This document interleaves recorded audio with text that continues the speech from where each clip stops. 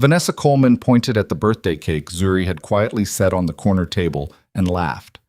Not a soft laugh, not an awkward one, a real laugh, the kind that fills a room and makes everyone in it look up. "Baby, who put that out there?" she called toward the kitchen, loud enough for the whole front of house to hear. "We got a reservation at 6. Move it." Zuri was standing 4 feet away. She didn't say anything.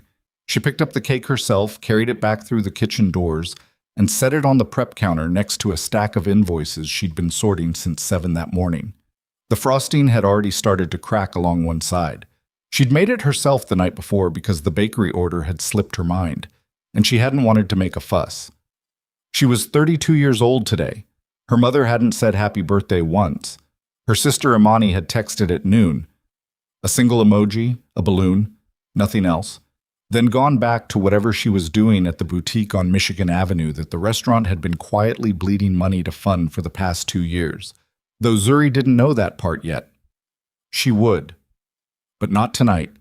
Tonight she just stood in the kitchen with flowers still on her sleeve and looked at that cracked cake and tried to decide if she was going to cry. She decided she wasn't. She'd made that decision 11 times before, on 11 birthdays exactly like this one. She was very good at it by now. But if you've ever been the person who holds everything together while everyone else takes the credit, this story is for you. If you've ever sat at a table you set yourself waiting for people who never came, keep watching. Because what happens next in Zuri Coleman's life is the kind of thing that only happens when a person has been pushed to the absolute edge of what they can carry, and someone unexpected finally notices.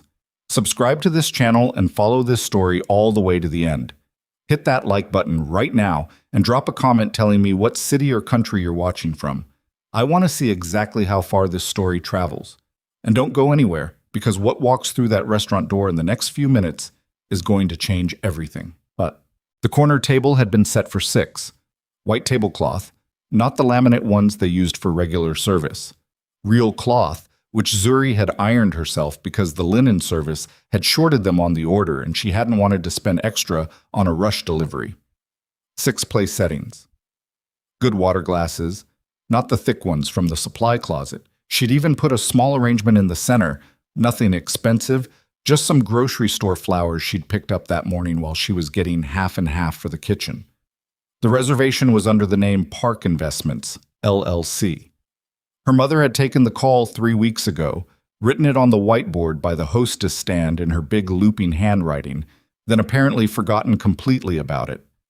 Zuri had found it while doing her weekly reconciliation of the reservation system against the whiteboard, a discrepancy she'd discovered 6 months ago and hadn't been able to correct because Vanessa refused to use the software Zuri had paid for and installed on the restaurant's tablet.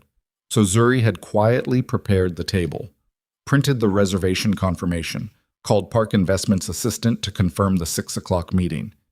The assistant had been curt and professional and hadn't offered any details about who would be coming or why. Fine. That was fine. That was how it usually went. Zuri wasn't in the habit of asking questions that weren't her business. She had enough business of her own. Payroll was due Friday. The gas company had sent a second notice about an outstanding balance that shouldn't have been outstanding because she'd submitted that payment 3 weeks ago and couldn't figure out where it had gone. The walk-in needed a service check. Their linen supplier had started tightening payment terms, and the reason, if she was being honest with herself, was that they'd been slow on invoices twice in the last quarter. Not because the money wasn't there, but because her mother had made the unilateral decision to redirect 2 deposits without telling her. Zuri had raised it in the only way she knew how to raise things. A spreadsheet, printed, placed on her mother's desk with a yellow sticky note attached.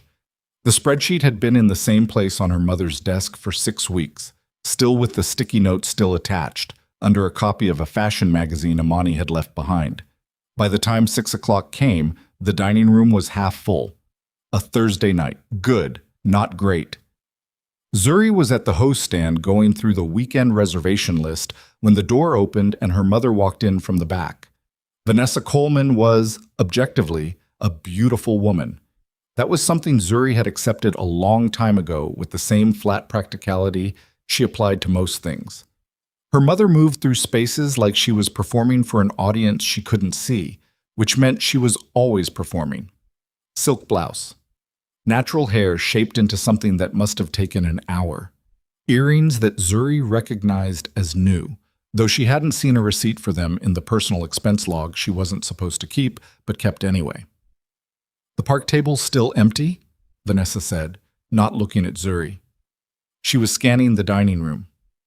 "They confirmed for 6. It's 6:04. "They're not here." They confirmed. Vanessa made a small sound that wasn't quite a sigh and wasn't quite anything else. "If they're not here by 6:15, give the table to the Hendersons. They've been waiting. The Hendersons are a walk-in party of 3. That table is set for 6. "Then reset it." Zuri looked at her. "We had a confirmed reservation with Park Investments. If they arrive and we've given their table away..." "Zuri." Her mother finally turned to look at her, and there was something in her face. Not cruelty exactly, more like impatience with something she found boring.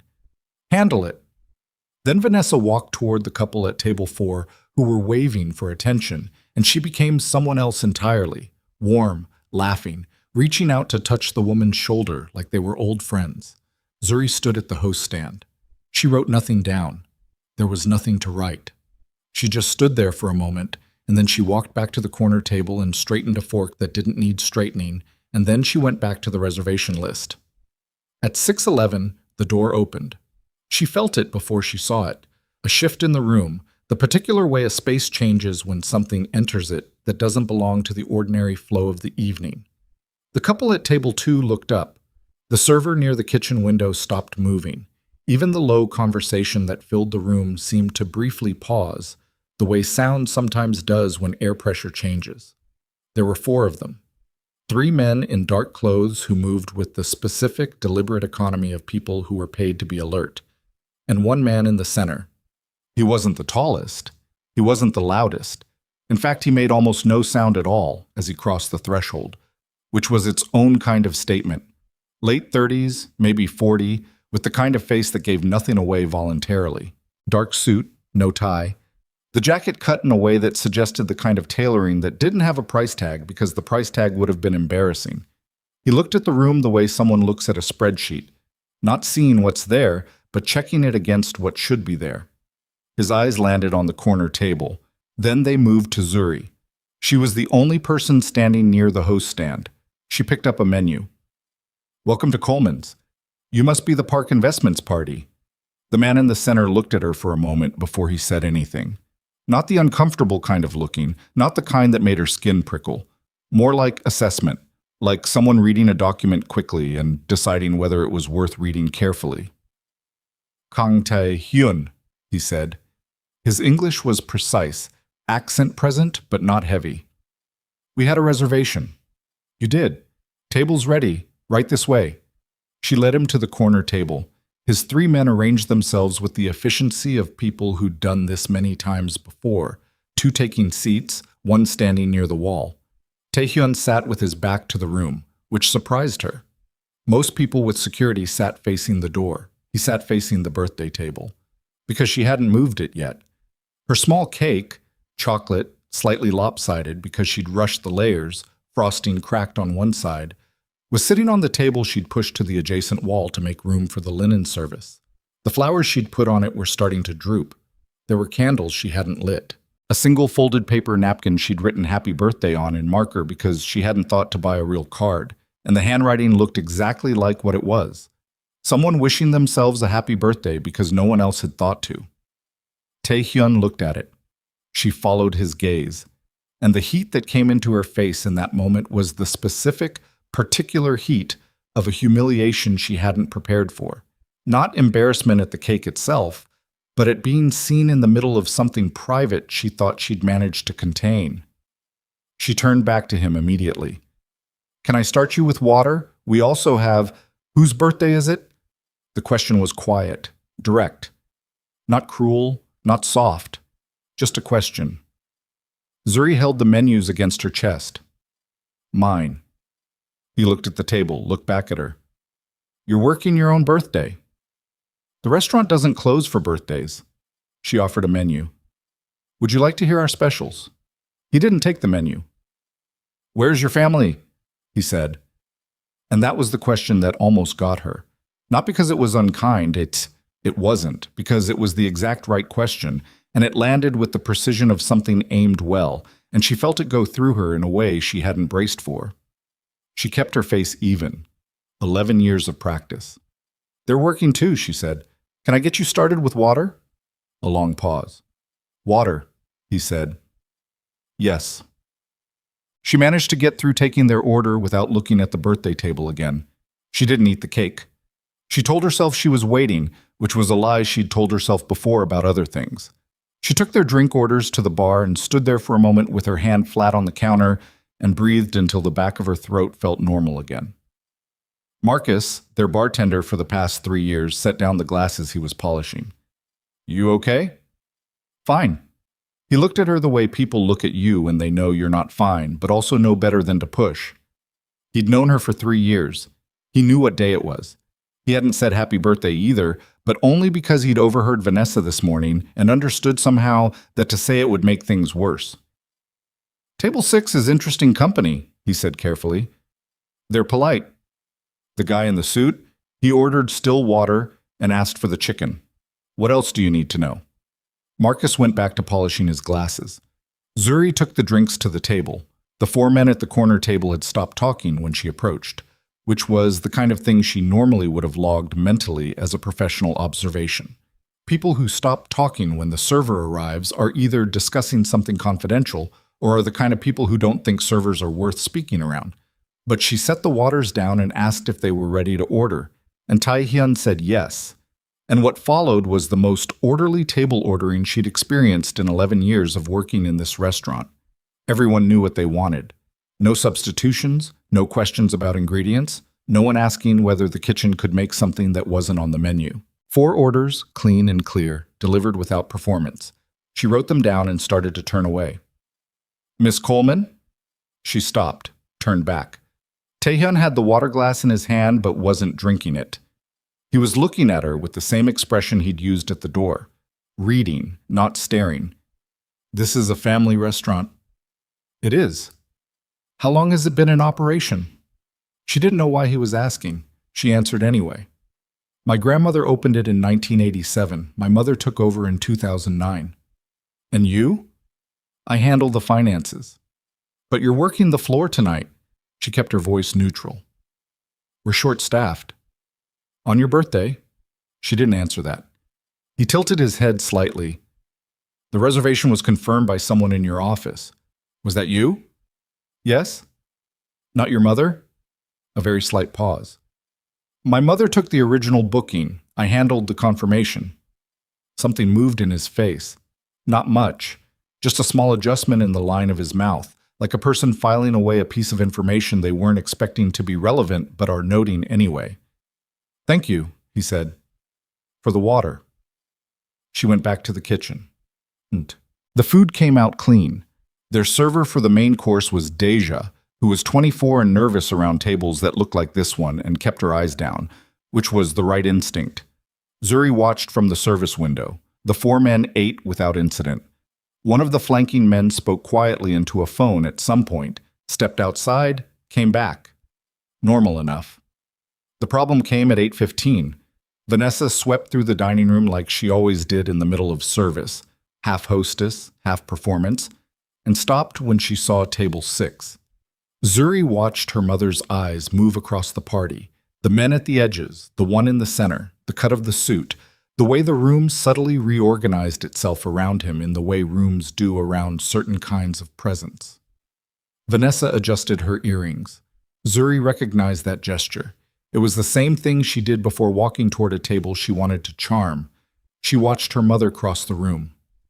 "Good evening, gentlemen." Vanessa's voice became something else when she used it on the people she wanted to impress. Lower, softer, with a warmth she deployed selectively. "I'm Vanessa Coleman, the owner. I hope everything has been to your satisfaction." Tae-hyun looked up from his plate. "It has," he said. "I understand you had a reservation with us this evening." "We did." "I apologize if there was any confusion about the time." There was no confusion, he said. Your office confirmed at 10 this morning. Vanessa's smile stayed in place. Of course. Well, I'm so glad. I was hoping to discuss the investment meeting, Tae-hyun said, which I believe was the purpose of this reservation. Your response to my letter from 2 weeks ago. Silence. Not loud silence. The quiet kind that fills a space when everyone in earshot suddenly understands that a mistake has been made, and everyone is trying to determine how large it is. Vanessa's smile changed in almost imperceptible ways. Of course, the letter A pause. I was planning to discuss that with you this evening. Absolutely. You received it. Another pause. Of course. My office sent it to this address. He set down his fork carefully and followed up twice. Vanessa's eyes moved just for a fraction of a second toward the kitchen, toward the service window where Zuri was standing, then back. There may have been some miscommunication on our end, she said. I'll have someone from my team. The woman who confirmed the reservation this morning, Tae-hyun said. I'd prefer to speak with her. The table was quiet. Vanessa was quiet. And Zuri, standing at the service window, watched her mother process this. Watched her understand that she had forgotten a business meeting with someone who apparently wasn't the kind of person you forgot business meetings with, and that the only reason anyone was sitting at a prepared table right now instead of arriving to a dark restaurant was because her oldest daughter had caught the ball she dropped. Vanessa turned toward the kitchen. Zuri, she called. Her voice was composed, but her eyes were something else. Come out here, please. Zuri had walked through the dining room at Coleman's approximately 10,000 times in her life. She knew every scratch in the floor, every table that wobbled slightly on the left leg, the particular way the light over table 9 flickered when the HVAC kicked on. She'd grown up in this room, done homework at the back table when she was 9 years old, fallen asleep on the bench near the coat hooks when she was 11, spent her 20s learning every system that kept the place running while her mother took the credit for it and her sister took the money. Walking from the kitchen to table 6 on the evening of her 32nd birthday was 11 years of that, compressed into 30 feet. She stopped at the table. This is my daughter Zuri, Vanessa said, which was not an introduction. It was a stage direction. Tae-hyun looked at her for a moment. You confirmed the reservation. I did. Did you read the accompanying correspondence? She'd found the letter while sorting the mail, which she did every Monday because her mother considered it beneath her. It had been addressed to the restaurant's business office. She'd read it twice. Then she'd looked up Park Investments, LLC, and found a company registered in Seoul with domestic operations in New York, Chicago, and 3 other cities with assets that she couldn't fully verify because the public filings were deliberately opaque in ways that usually meant one thing. I read it, she said. And your understanding of the purpose of this meeting? Vanessa shifted beside her. Zuri didn't look at her mother. You're considering a capital investment in independent restaurant groups, Zuri said. You identified Coleman's based on neighborhood footprint, length of operation, and community reputation. You wanted to discuss financials and determine whether the business represented a viable opportunity. A pause. Yes, Tae-hyun said. That's accurate. We'd be happy to schedule a proper meeting, Zuri said. I can prepare the last 3 years of financial statements, current cash flow position, outstanding liabilities, and an asset overview. If you let me know your preferred format, Monday, Tae-hyun said, 9 o'clock, I'll send an address. He said it the way people say things when they've already decided. Zuri nodded once. I'll be there. She felt her mother's stillness beside her. Not surprise exactly, something tighter than surprise. Tae-hyun picked up his fork again. Enjoy your birthday, Miss Coleman. The table went quiet in the way that indicates a conversation is finished. Zuri walked back to the kitchen. She stood at the prep counter. The cracked birthday cake was still there beside the invoices. She looked at it for a moment, then she picked up a pen and made a note in her planner. Monday, 9 a.m., Park Investments. Bring full financials. She underlined it. Then she put the cake in the walk-in, because wasting food wasn't something she allowed herself to do even when she wanted to. Outside, the dining room continued. Her mother was still at table 6, probably recovering whatever ground she thought she could recover. Imani had never texted back. The restaurant hummed around her the way it always did. Indifferent to her birthday, indifferent to the year she'd put in, indifferent to the hollow space that had been sitting in the center of her chest since about 3 in the afternoon when she'd finished ironing the tablecloth and realized no one had noticed. The door to the walk-in was cold when she pressed her palm flat against it. She held it there until the cold moved up her arm and into her shoulder. Then she went back to work. The Monday morning drive took Zuri 45 minutes because she left early and still hit the construction on Wacker and sat in it without music, which was how she did most things she needed to think through. She'd spent the weekend pulling financials, not because it was unusual. She pulled financials constantly. It was the most consistent activity in her life, more consistent than sleep or meals or anyone calling to check on her. But because she wanted them right, not adequate, right. 3 years of profit and loss statements, formatted cleanly. Monthly cash flow summaries with variance notes written in plain language, not accounting language, because in her experience, the people who needed to see financial documents were rarely the people who'd been trained to read them. The outstanding liabilities list with aging columns, an asset schedule, a one-page operational summary at the front that told you everything important in under 3 minutes if you knew how to read it. She'd printed everything twice, put one set in a folder, left the second set at home. The address Tai Hyun's office had sent was a building on Michigan Avenue she'd passed 100 times without thinking about. Glass and steel, anonymous from the outside in the way that expensive things sometimes are. A lobby that didn't announce itself. A receptionist who said her name before she gave it, which meant they'd been told she was coming, which meant she'd been verified in some way before arriving, and that information sat in the back of her mind as she rode the elevator to the 23rd floor.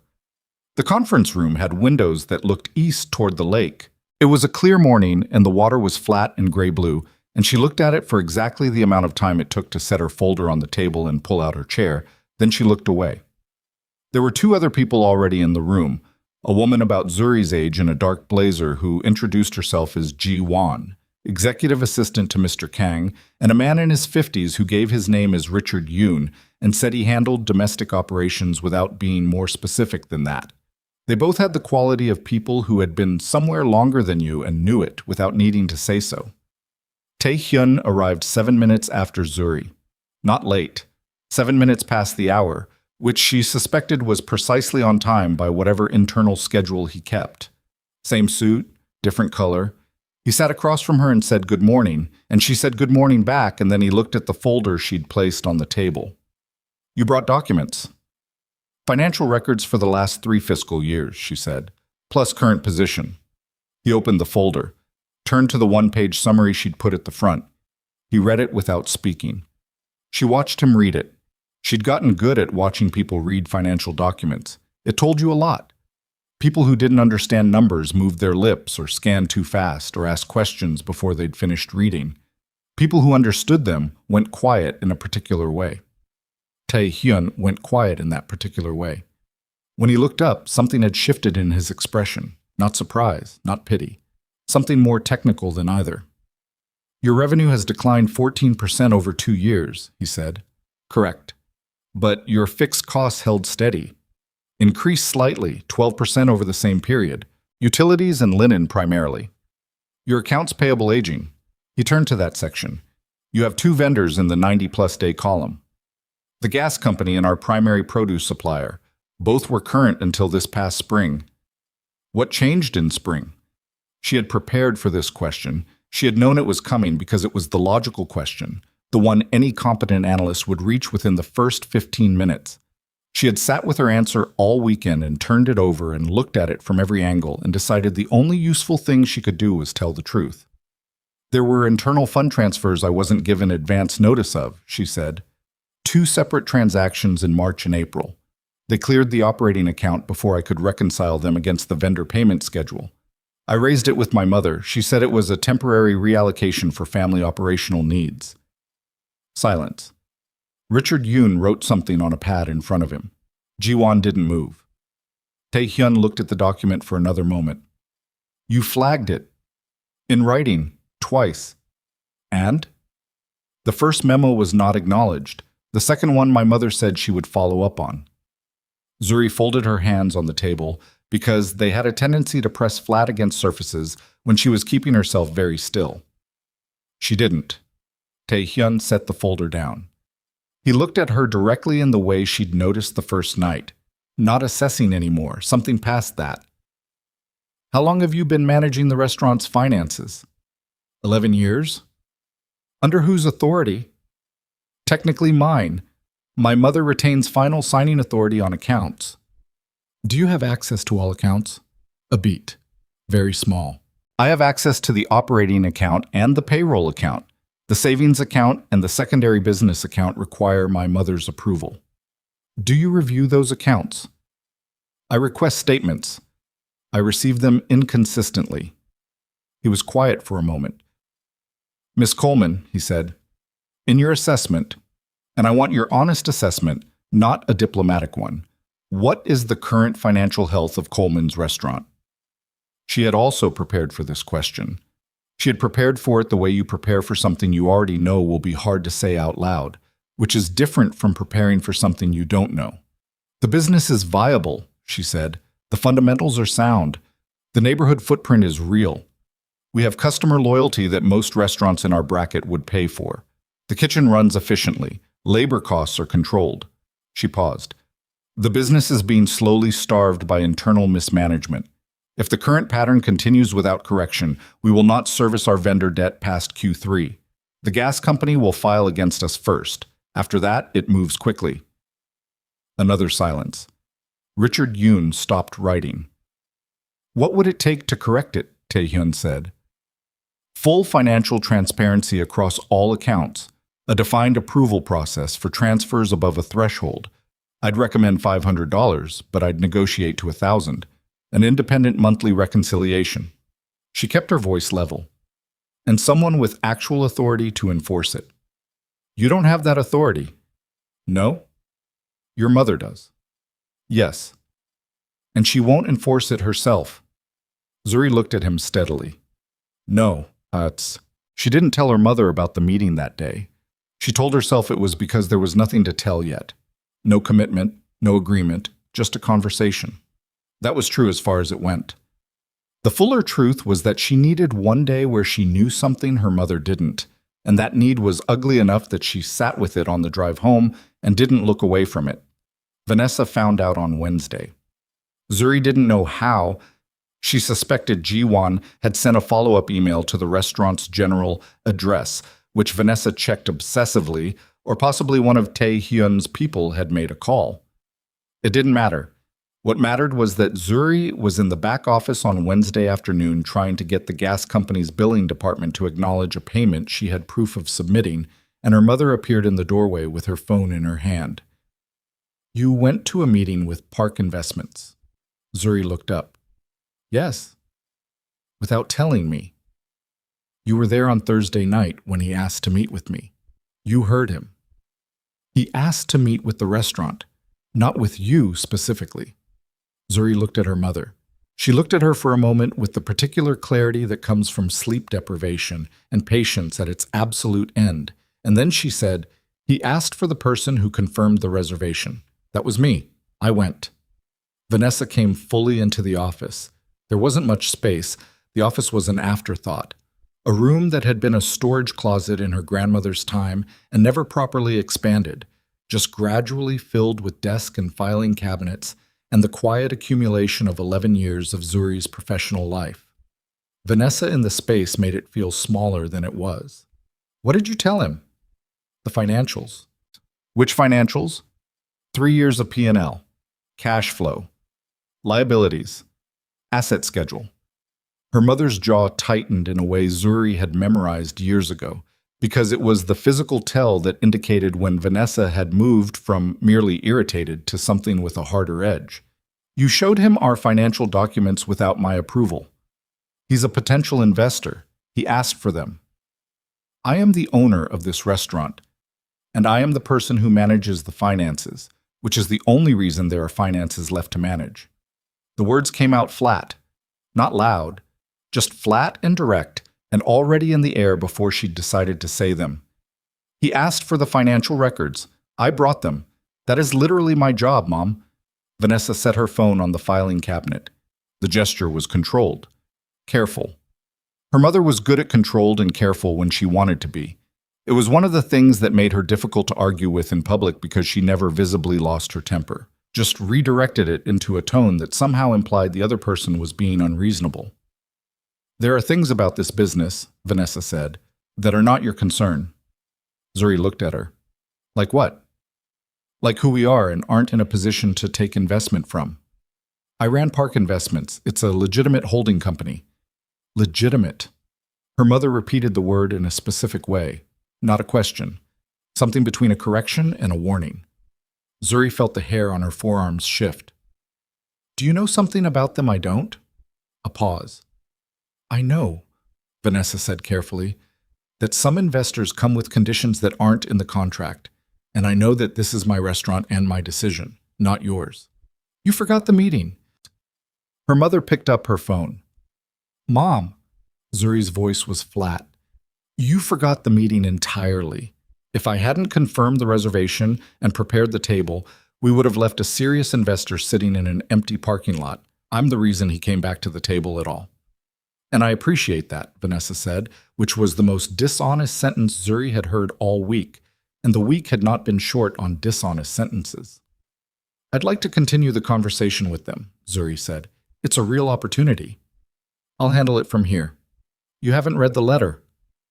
Silence. "Mom." She kept her voice measured. "His office sent the letter 6 weeks ago. It's been on your desk since then. I know you haven't read it because I checked the envelope when I filed his follow-up correspondence and the seal on the original was still intact." The silence that followed had a different quality than the silences before it. Vanessa looked at her daughter, and Zuri looked back. And something moved between them that was old, older than this conversation, older than the office, older than the restaurant under its current management, some fundamental recognition of a dynamic neither of them had ever named aloud. "I'll read it tonight," Vanessa said. "Good." Her mother walked out. Zuri turned back to the phone, where the hold music for the gas company's billing department had been playing for 11 minutes. She picked it up, kept waiting. Janta. Imani came in on Friday evening. She did this occasionally, showed up at the restaurant the way people show up at places they have a stake in but no responsibility for, breezing through the space with the confidence of ownership without any of the weight. She was 28, 4 years younger than Zuri, and she'd inherited their mother's beauty and their mother's relationship with inconvenience, which was that she found it other people's problem. She was wearing something new. Zuri noticed because Imani always wore something new, and Zuri had long ago developed the habit of noting it in the back of her mind with the same flat automaticity she applied to tracking invoice dates. New bag. Shoes that hadn't been there last week. The boutique was called Imani Rose. It was on a small side street off Michigan Avenue that had been fashionable 2 years ago and was now slightly past its moment. Zuri had seen the lease terms, not by request, but because the document had come to the restaurant's general mail, and she'd opened it before she understood what it was. The rent was high for what the foot traffic could support. She'd noted it, said nothing, filed it under things she'd observed that were not technically her concern. "We need to talk about something," Imani said, appearing in the kitchen doorway at 7:15 on a Friday when they were 30 covers into service. Zuri was expediting because their kitchen manager had left early with a migraine. "Not now. It won't take long. There are 22 tickets outstanding and I have one person on the line. Not now, Imani." Her sister's face arranged itself into an expression Zuri recognized as the one that preceded appeals to their mother, which was the conversational equivalent of going to find a supervisor. "I just need 5 minutes. After service, kitchen closes at 10. Imani looked at the kitchen with the particular incomprehension of someone confronted with a reality they've never had to participate in. Then she went and sat at the bar and ordered something sparkling and looked at her phone, and Zuri went back to the tickets. At 10:20, the last table cleared. Zuri sent the line crew home, ran the closing numbers, handed the drawer to Marcus, and found Imani still at the bar with a different drink. "What?" Imani turned on the bar stool. In better light, the new bag was definitely new. The tags were gone, but the leather had that stiffness that lasted about 2 weeks, several $100s minimum, possibly more. I need a bridge, Amani said. Zuri looked at her. From what to what? The boutique had a slow quarter. Spring was hard across the whole retail sector, not just us. I'm restructuring the inventory model. I've been talking to a consultant. How much? Imani paused. 15,000. Zuri put her hands in her apron pockets. She did this not because she was cold, but because she needed somewhere for them to go while she sorted through what she was feeling, which was several things simultaneously and none of them clean. Imani, I don't have $15,000. Not from you personally, from the restaurant account.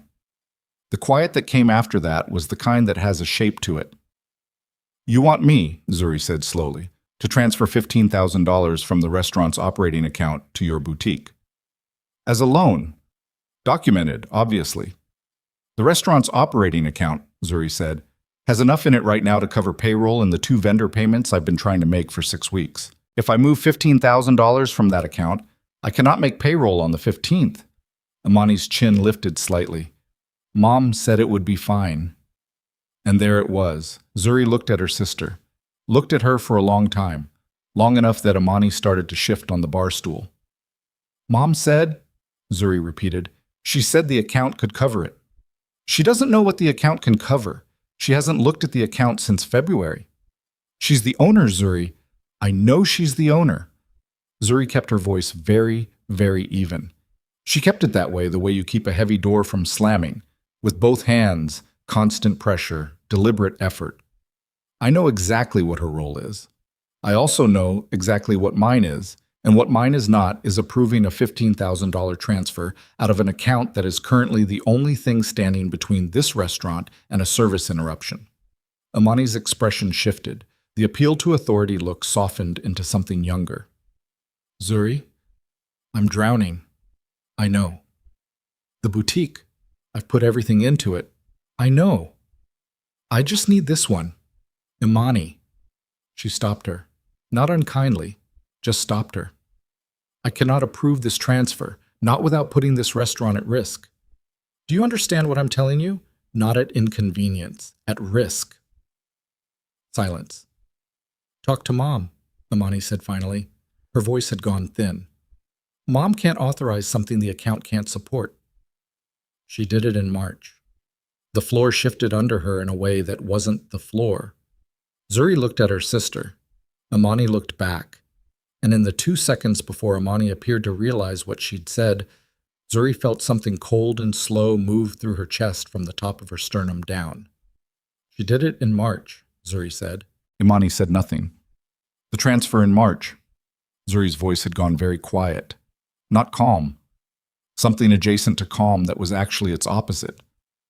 The March transfer that cleared before I could reconcile it against the vendor payment schedule. The one Mom said was a temporary reallocation for family operational needs. Imani was looking at the bar now. That was for the boutique, Zuri said. Silence. And April, Zuri said. Was April the boutique too? Imani pressed her lips together. How much? Zuri's voice didn't rise. It didn't need to. Total. Both transfers. How much went to Imani Rose? Her sister got off the bar stool. She picked up her bag, the new bag, the stiff leather one that cost several $100s minimum, and she said, You should talk to Mom. And she walked out of the restaurant without looking back. The dining room was empty. The lights were on their nighttime setting, low and gold. The kitchen had gone quiet. Marcus had already gone home. Zuri stood at the bar alone and counted her breaths. 1, 2. She pulled out her phone, opened the banking app she used to monitor the operating account, scrolled back to March, then to April. The March transfer was $12,000. Memo field.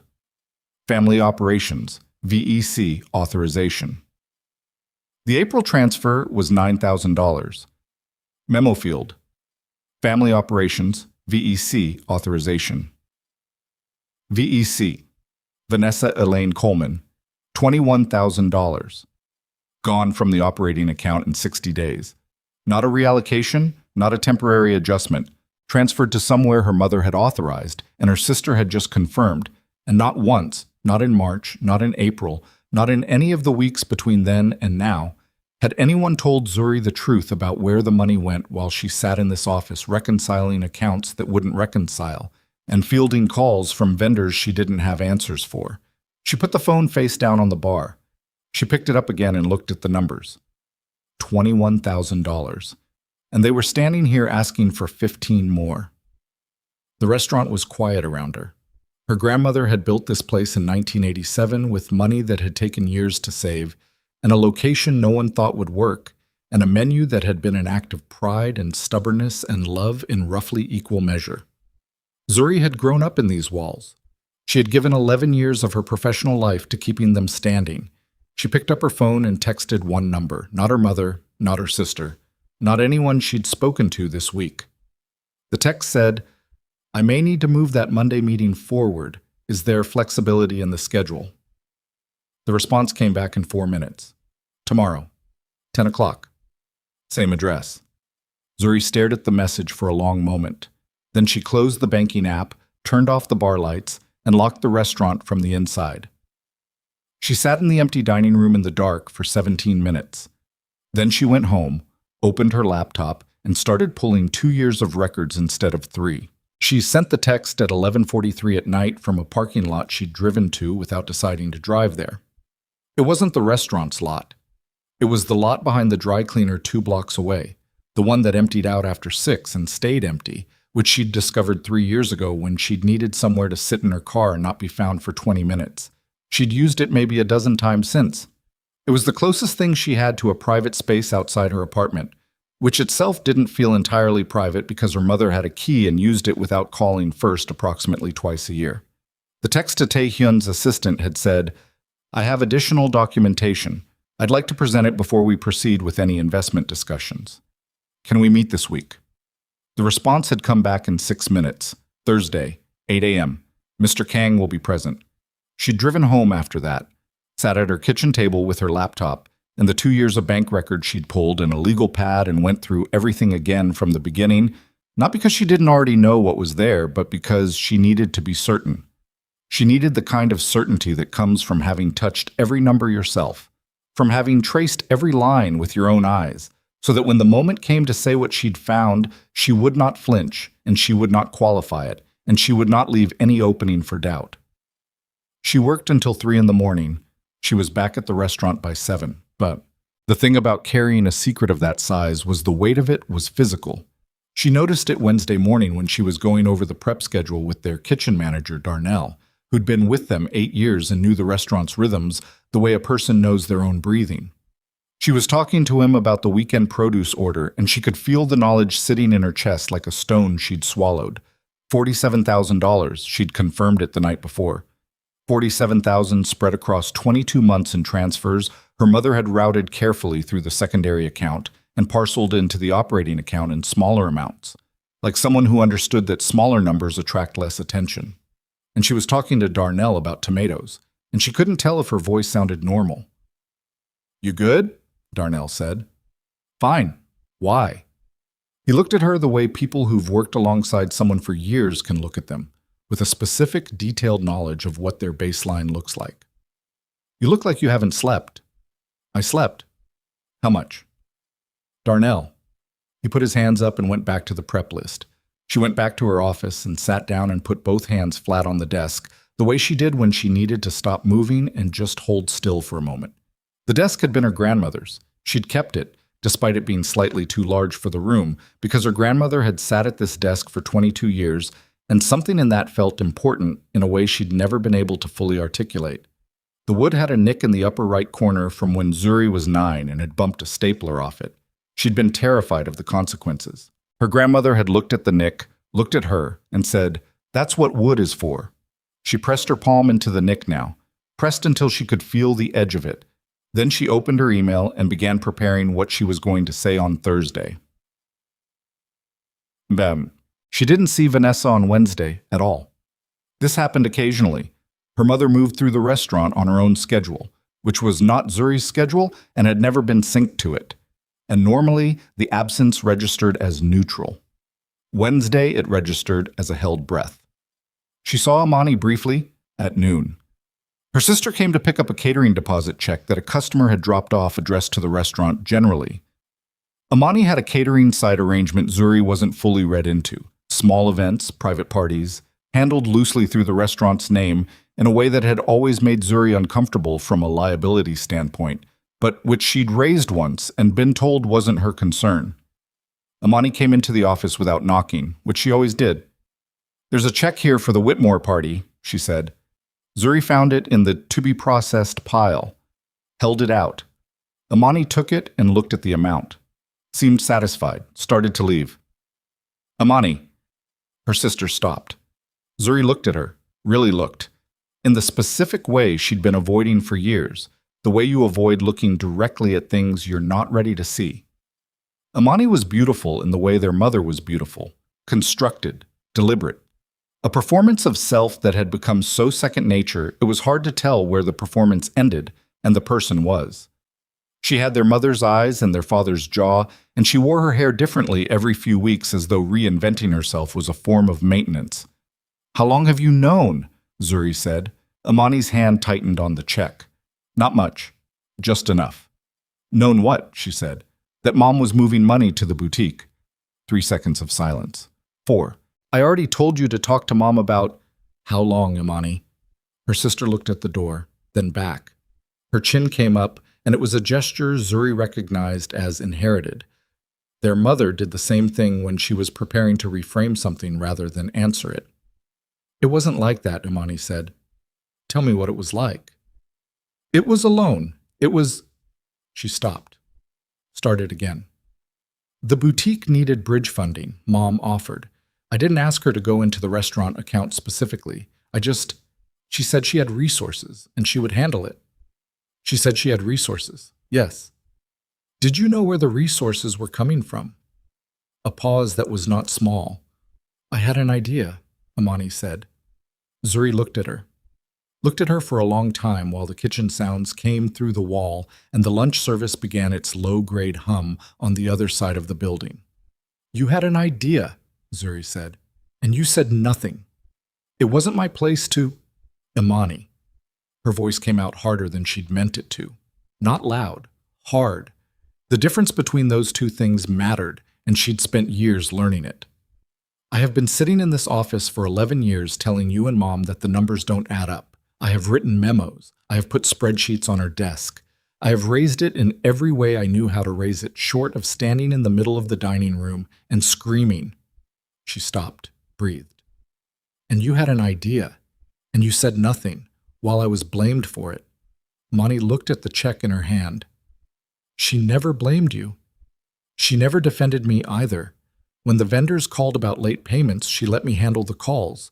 When the gas company sent the second notice, she let me call them back. She let me sit in this office and wonder what I was doing wrong."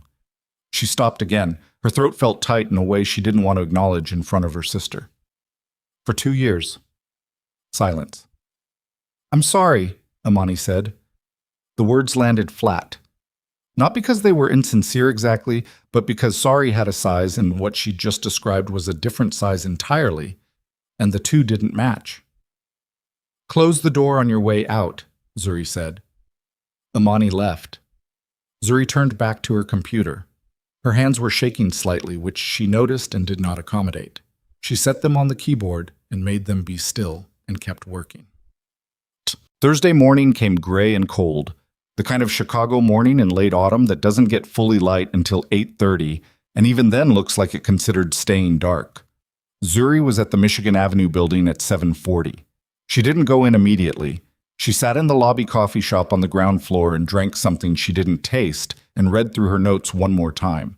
Not because she needed to, but because the act of reading them grounded her in the logic of what she was doing. The logic was simple. She had found evidence of sustained financial misappropriation. She had a fiduciary responsibility to disclose it. She was disclosing it to the only person in a position to take meaningful action. The logic was simple. The rest of it, 11 years, the birthday cakes, the spreadsheets on the desk, her mother's earrings, her sister's new bag, the rest of it she was not going to bring into that room. It wasn't relevant. It wasn't the argument. She was going to present numbers and let the numbers be the argument, because that was what she knew how to do, and she was not going to let any of the other things make her hands shake in front of people who needed to see her steady. She went up at 7:58. The conference room was the same one from Monday. The lake was the same gray-blue. Richard Yoon was already there. Dr. Seo was there, which surprised her. She hadn't expected a forensic accounting specialist at a preliminary meeting, and the presence of one recalibrated something in her understanding of how seriously Tae-hyun's organization had been taking this, which meant they'd been taking it very seriously for longer than she'd known. Tae-hyun arrived at 8 exactly. He sat down, looked at her, and said, "Show me." She showed him. She walked through it the same way she'd walked through it alone at her kitchen table, saw it linearly, numerically, without editorial. Transaction by transaction, date, amount, originating account, receiving account. The memo field notations, which were sparse and consistent in a way that suggested they'd been written by someone who understood documentation requirements but was trying to create minimal trail. The pattern of timing, irregular enough to avoid obvious periodicity, but concentrated around dates that correlated with known cash flow pressure points at Amani Rose, LLC, which she had cross-referenced against the boutique's public business filings. Dr. Seo didn't speak during the presentation. She made notes. Tae-hyun didn't speak either. He watched Zuri. Not the documents, Zuri. The way someone watches the person doing the work rather than the work itself, when the work is already understood and what matters is the person. When she finished, the room was quiet for a moment. Then Dr. Seo said, "May I?" and reached for Zuri's folder. She went through it page by page with the focused speed of someone who knew exactly what she was looking for and was confirming, not discovering. She looked up at Tae-hyun. "The pattern is consistent with intentional structuring," Dr. Seo said. "The amounts are below the threshold that would trigger automatic review flags on a business account at this bank. The timing intervals suggest working knowledge of the account's reconciliation cycle." She looked at Zuri. "Who else has access to the reconciliation schedule?" "My mother, myself. Historically, our bookkeeper, but she left 18 months ago and wasn't replaced." "When did the transfers begin in relation to the bookkeeper's departure?" Zuri had already run that. "The first transfer was 3 months after she left." Dr. Seo wrote something down. Tae-hyun leaned forward slightly. "Miss Coleman, I want to ask you something and I want a direct answer." "Okay. Did you suspect this was happening before you found the evidence?" She thought about the honest answer. She'd been thinking about it for 2 days. "I knew something was wrong," she said. "I didn't know what. I kept finding explanations for the gaps, slow periods, vendor rate increases, my own errors. My mother is good at suggesting the problem is somewhere you can't see yet, and I spent a long time looking where she pointed instead of where the numbers actually went." She stopped. Her voice had gone somewhere she hadn't meant it to go. Not emotional, but stripped of the professional coating she wore on it in rooms like this. She put the coating back. "I know that doesn't reflect well on my oversight," she said. "No," Tae-hyun said. "It reflects the behavior of someone who trusted their family." She looked at him. He said it without softness, without any particular kindness, just as a factual observation, the same register he used for everything. And because of that, it landed differently than comfort would have. It landed like an accurate assessment, which was harder to deflect. She looked back at her documents. "What happens now?" she said. Tae-hyun was quiet for a moment. "That depends," he said, "on what you want." She looked up. "I can take this to the appropriate authorities directly," he said. "Given the amounts and the documentation, there is a viable case for financial misappropriation. That process would be public and would likely result in legal exposure for your mother." He said it the same way he said everything, without cushioning, but also without appetite for it, like someone who understands that consequences exist and doesn't pretend otherwise. Or you can confront your family with this evidence privately and attempt to resolve it within the business structure. That process is less certain and depends entirely on whether the people involved are willing to be honest. A pause. "There is a third option." She waited. "My organization completes our due diligence and makes a formal investment offer that includes a restructured ownership and management agreement. The terms would require full financial transparency, independent oversight, and clearly defined authority for the restaurant's financial officer." He looked at her. You. The room was quiet. That would require your mother's agreement, Zuri said. Yes. She won't agree voluntarily. No, he said. Probably not. He set his hands flat on the table, which is why the agreement would be contingent on full disclosure of the audit findings. She would be agreeing to transparency with full knowledge of what the audit already shows. The alternative, which she would also understand, is that those findings exist independently of any agreement she makes. Zuri sat with that. She understood what he was describing. It was a structure, a choice presented with a specific architecture that made one option significantly more survivable than the other, without anyone explicitly saying so. It was not a threat, and it was not a kindness. It was a mechanism. You'd do that, she said, for a soul food restaurant on the south side. Something moved in his face. Almost nothing, just a small shift around the eyes. I'd do it, he said, because the business is viable and the woman running its finances has been doing it alone for 11 years while being systematically undermined, and that is a correctable situation. He looked at her. And because the kind of precision you showed in that presentation this morning is not common, I don't leave uncommon things on the table. She didn't say anything for a moment. Then she said, "She'll come after me." Yes. She'll say I went outside the family, that I betrayed her. She'll frame it as, "She will say whatever she needs to say," Ta-Yun said. "That's not new information for you." It wasn't. She pressed her palm flat on the table. Old habit, hold still.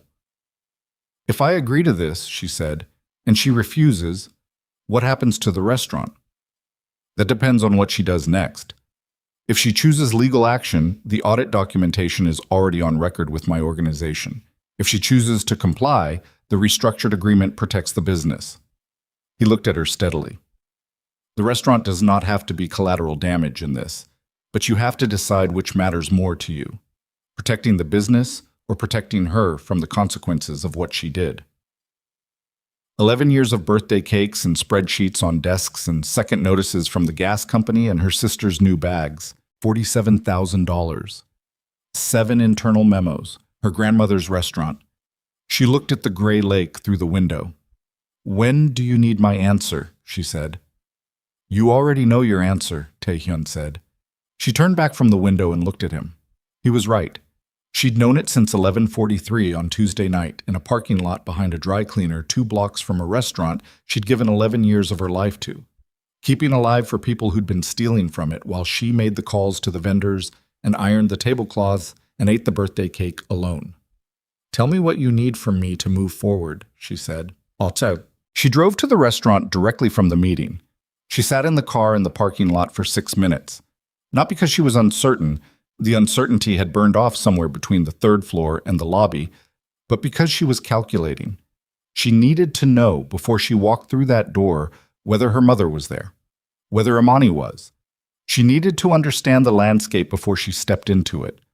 She texted Darnell, "Is my mother in today?" He texted back in 2 minutes. "She's been in since 9, her and Imani in the office, both of them, together, in her office." She got out of the car. The walk from the parking lot to the restaurant's back entrance took 45 seconds. She'd measured it once when she was doing a fire evacuation plan for the insurance renewal, noted it in the document with the same flat precision she applied to everything. 45 seconds, possible obstruction points at the loading dock, secondary egress via alley door on the east side. She used the alley door now. She could hear them before she reached the office. Not words, just the low, urgent register of a conversation that was trying to stay below hearing, which meant they'd already been told something or suspected something was coming. She opened the office door. Vanessa was sitting behind the desk, Zuri's desk, her grandmother's desk with the nick in the upper right corner. And the specific presumption of that, the absolute unselfconscious takeover of the space, almost made Zuri stop in the doorway. Imani was in the chair by the wall. The one Zuri used when she needed to read documents standing up wasn't viable.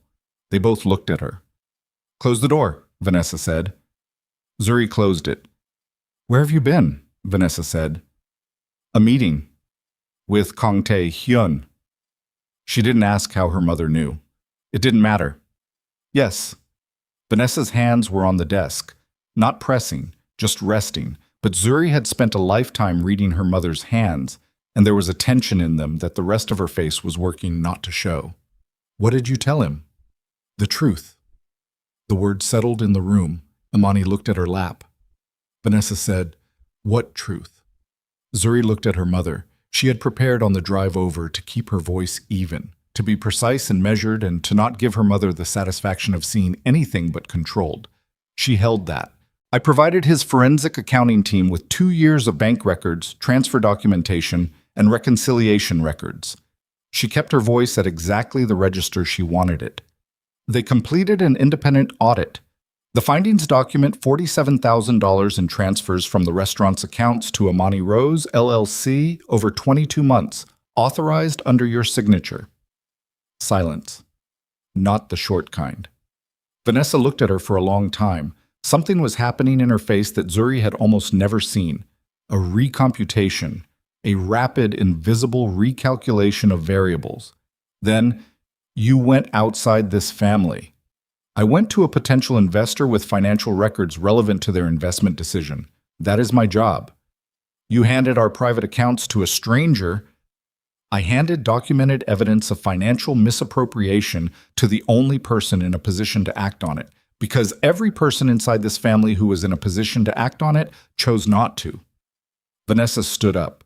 She was taller than Zuri. She'd always used that. Not consciously, maybe, but consistently. The way some people use height, the way others use volume. She came around the desk and Zuri held her ground, did not move her feet, did not shift back. "You have no idea what you've done," Vanessa said. "I know exactly what I've done." "You could destroy this restaurant." "You've been destroying it," Zuri said, "for 2 years. I've been the one trying to keep it alive while you told me I was imagining the problems." "Those were loans." "They were not documented as loans. They were documented as family operational expenses. There is no repayment schedule. There is no promissory note. There is no record of a single dollar returned." She stopped, steadied. "That is not a loan, Mom. That is theft from a business account." The word landed and stayed. Imani made a sound from the chair. Not a word, just a small, involuntary sound. The kind that escapes when something you've been holding back finally becomes impossible to hold. Vanessa's face did something then. Not collapse. Vanessa Coleman did not collapse, but the architecture of her expression shifted into something Zuri had never seen on it before. Not anger, not performance, not the controlled redirect. Something older and rawer and more honest than any of those things, and it lasted exactly 2 seconds before the architecture came back up. "If you proceed with this," Vanessa said, "I will tell them you falsified those records. I will tell them you manipulated the accounts and used this investor to cover your own mismanagement." Zuri looked at her mother, looked at her in the full knowledge of what was being said. The threat was clear. The willingness to use it was clear. And underneath those things, the thing she'd been not seeing for 11 years was now completely, irreversibly visible. Her mother would do it. Not because she was monstrous, because she was desperate, and because she had spent decades understanding exactly which of her children would absorb the blow and which one wouldn't. She'd always known which one would absorb it. She'd been counting on it. "The records," Zuri said very quietly, "are bank records. They are not mine to falsify. They are the bank's records, and they're already in the hands of Park Investment's forensic team."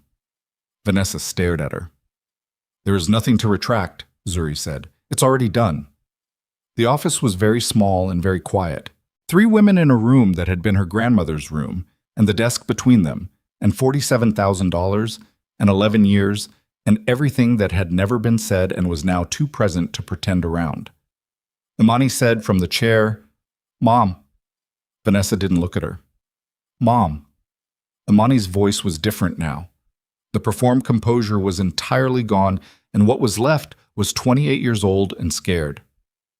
"What are we going to do?" Vanessa looked at Zuri, and Zuri understood in that moment, with the specific, cold clarity of someone who has just passed a point they cannot walk back from, that her mother was waiting for her to provide the answer, as she always had, as she had always been counted on to do.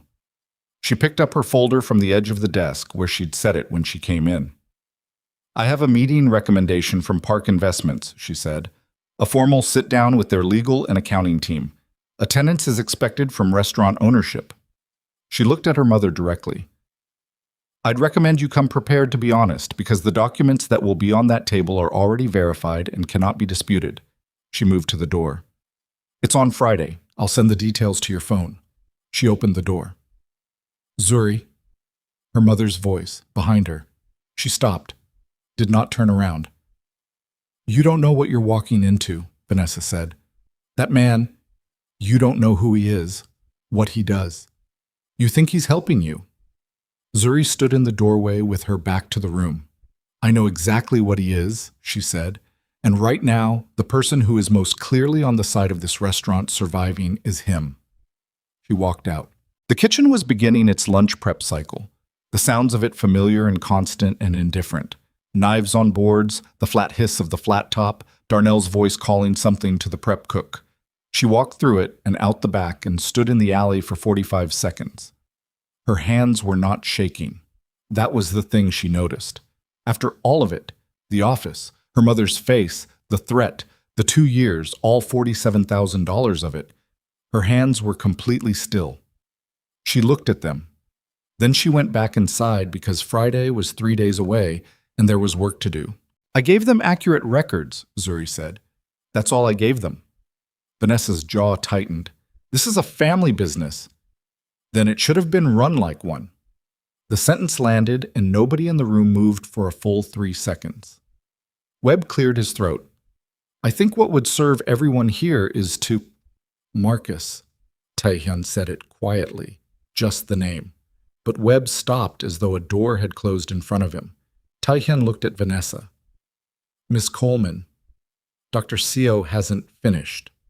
Vanessa sat down.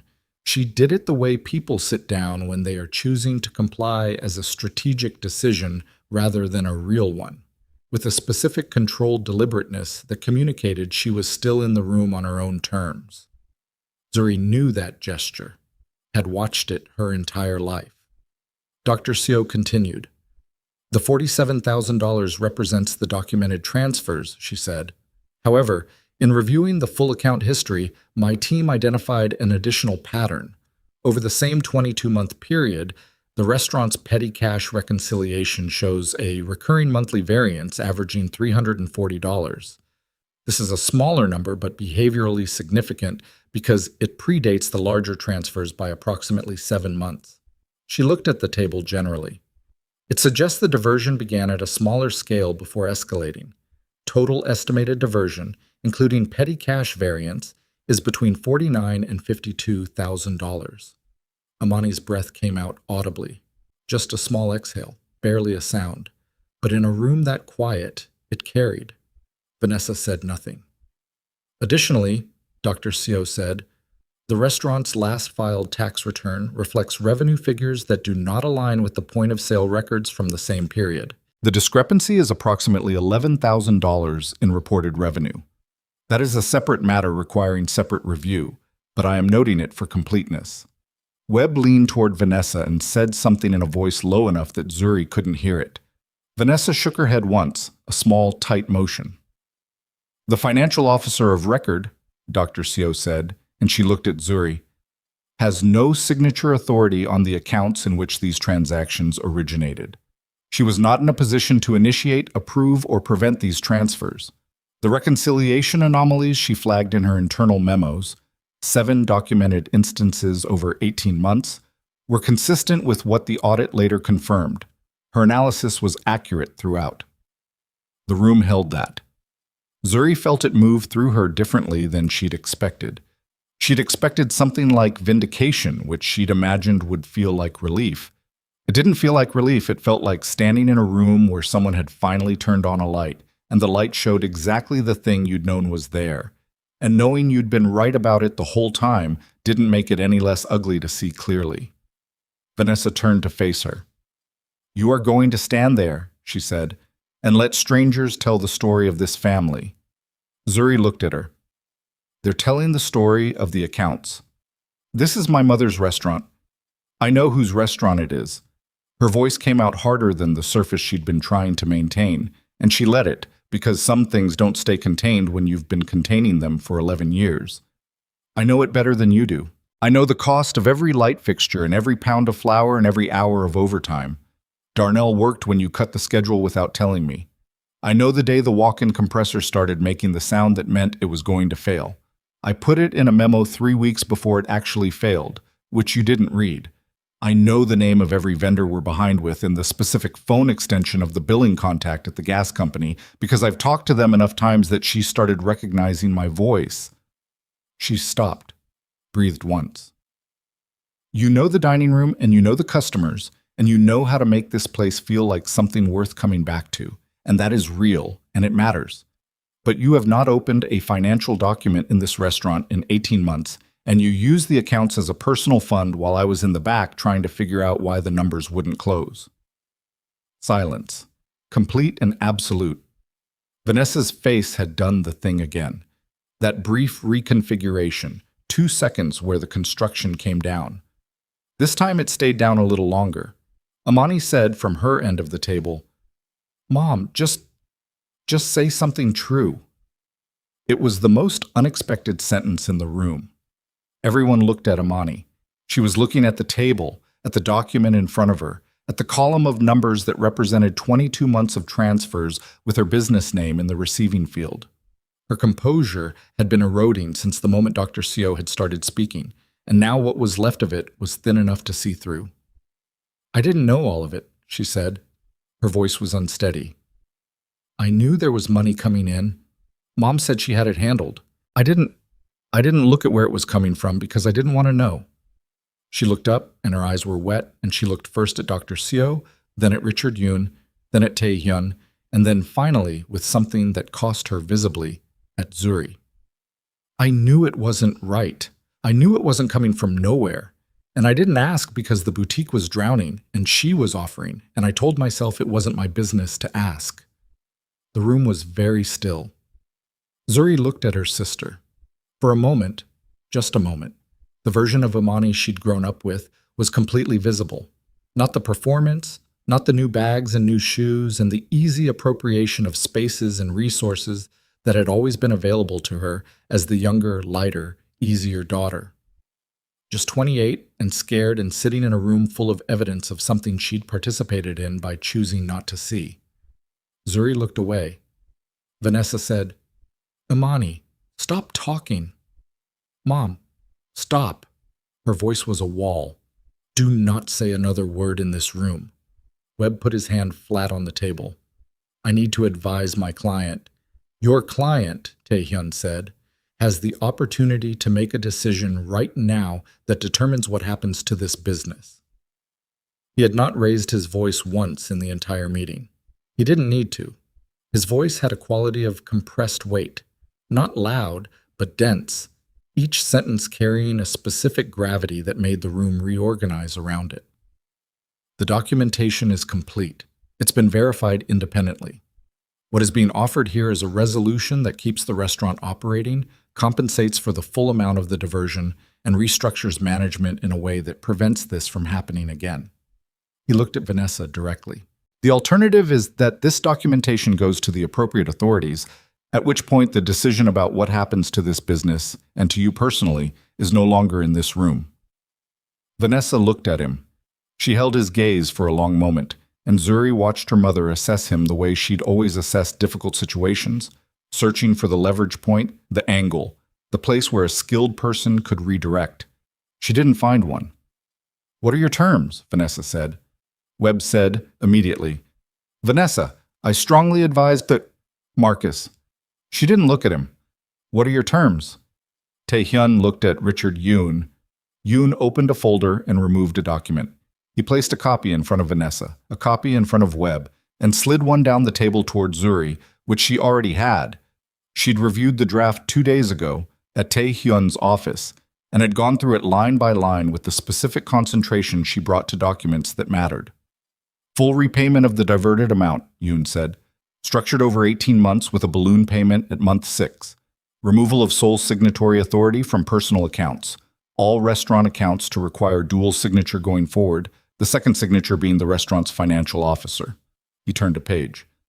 The restaurant's financial officer is designated Executive Financial Director with full operational financial authority, including approval rights on expenditures above $500 and access to all accounts. The owner retains her title and her equity stake and retains authority over operational and front-of-house decisions. Financial decisions require the concurrence of the Executive Financial Director. Webb was reading quickly. His face was doing the careful, controlled thing again. Park Investments, Yoon continued, provides a capital injection of $250,000 in exchange for a 22% equity stake, with a right of first refusal on any future equity sale. The capital is designated for vendor debt resolution, facility maintenance, and operating reserve. He closed the folder. Ms. Zuri Coleman is named Executive Financial Director in the partnership agreement, effective upon signing. The room held what had just been said. Webb said quietly to Vanessa, "This is significantly better than the alternative exposure." Vanessa was looking at the document. She turned a page, turned another. Her eyes moved across it with the speed of someone who is reading for the parts that hurt most, rather than for full comprehension. She stopped on a page. "Removal from financial signatory," she said. "Yes," Yoon said. "In my own mother's restaurant." "In the restaurant you've been managing," Tae-hyun said. "The signatory structure changes. Your role in the restaurant doesn't have to." "My role." She looked up. "My role in my own family's business is now subject to my daughter's approval." "Your financial decisions are?" Tae-hyun said. "That's a narrower thing than you're describing." Vanessa looked at Zuri, and the look was complex in a way that Zuri had not anticipated. It was not pure anger, and it was not the construction, and it was not the redirect. It had something underneath all of that, something that looked almost like grief, though Zuri didn't trust her own reading of it because she'd spent 11 years learning not to trust her reading of her mother's emotional landscape. "If I refuse," Vanessa said, still looking at Zuri. Tae-hyun answered, "Then this meeting ends, and what happens next is handled by people who aren't in this room. And the restaurant depends on what the authorities decide." Vanessa pressed her lips together, a small, tight line. She looked back at the document. Webb leaned in again. This time she let him. They spoke in low voices for 90 seconds. Zuri looked at the table. She could feel her own heartbeat in an unusual way. Not racing, just present, each beat distinct and deliberate, like a clock she'd become suddenly aware of. Webb sat back. Vanessa straightened the document in front of her. "I want one modification," she said. "The repayment structure.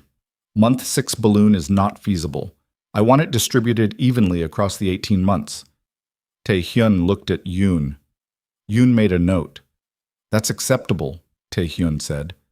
Vanessa looked at the document for another moment. She picked up the pen that Yoon had placed beside the folder. She held it. The room waited.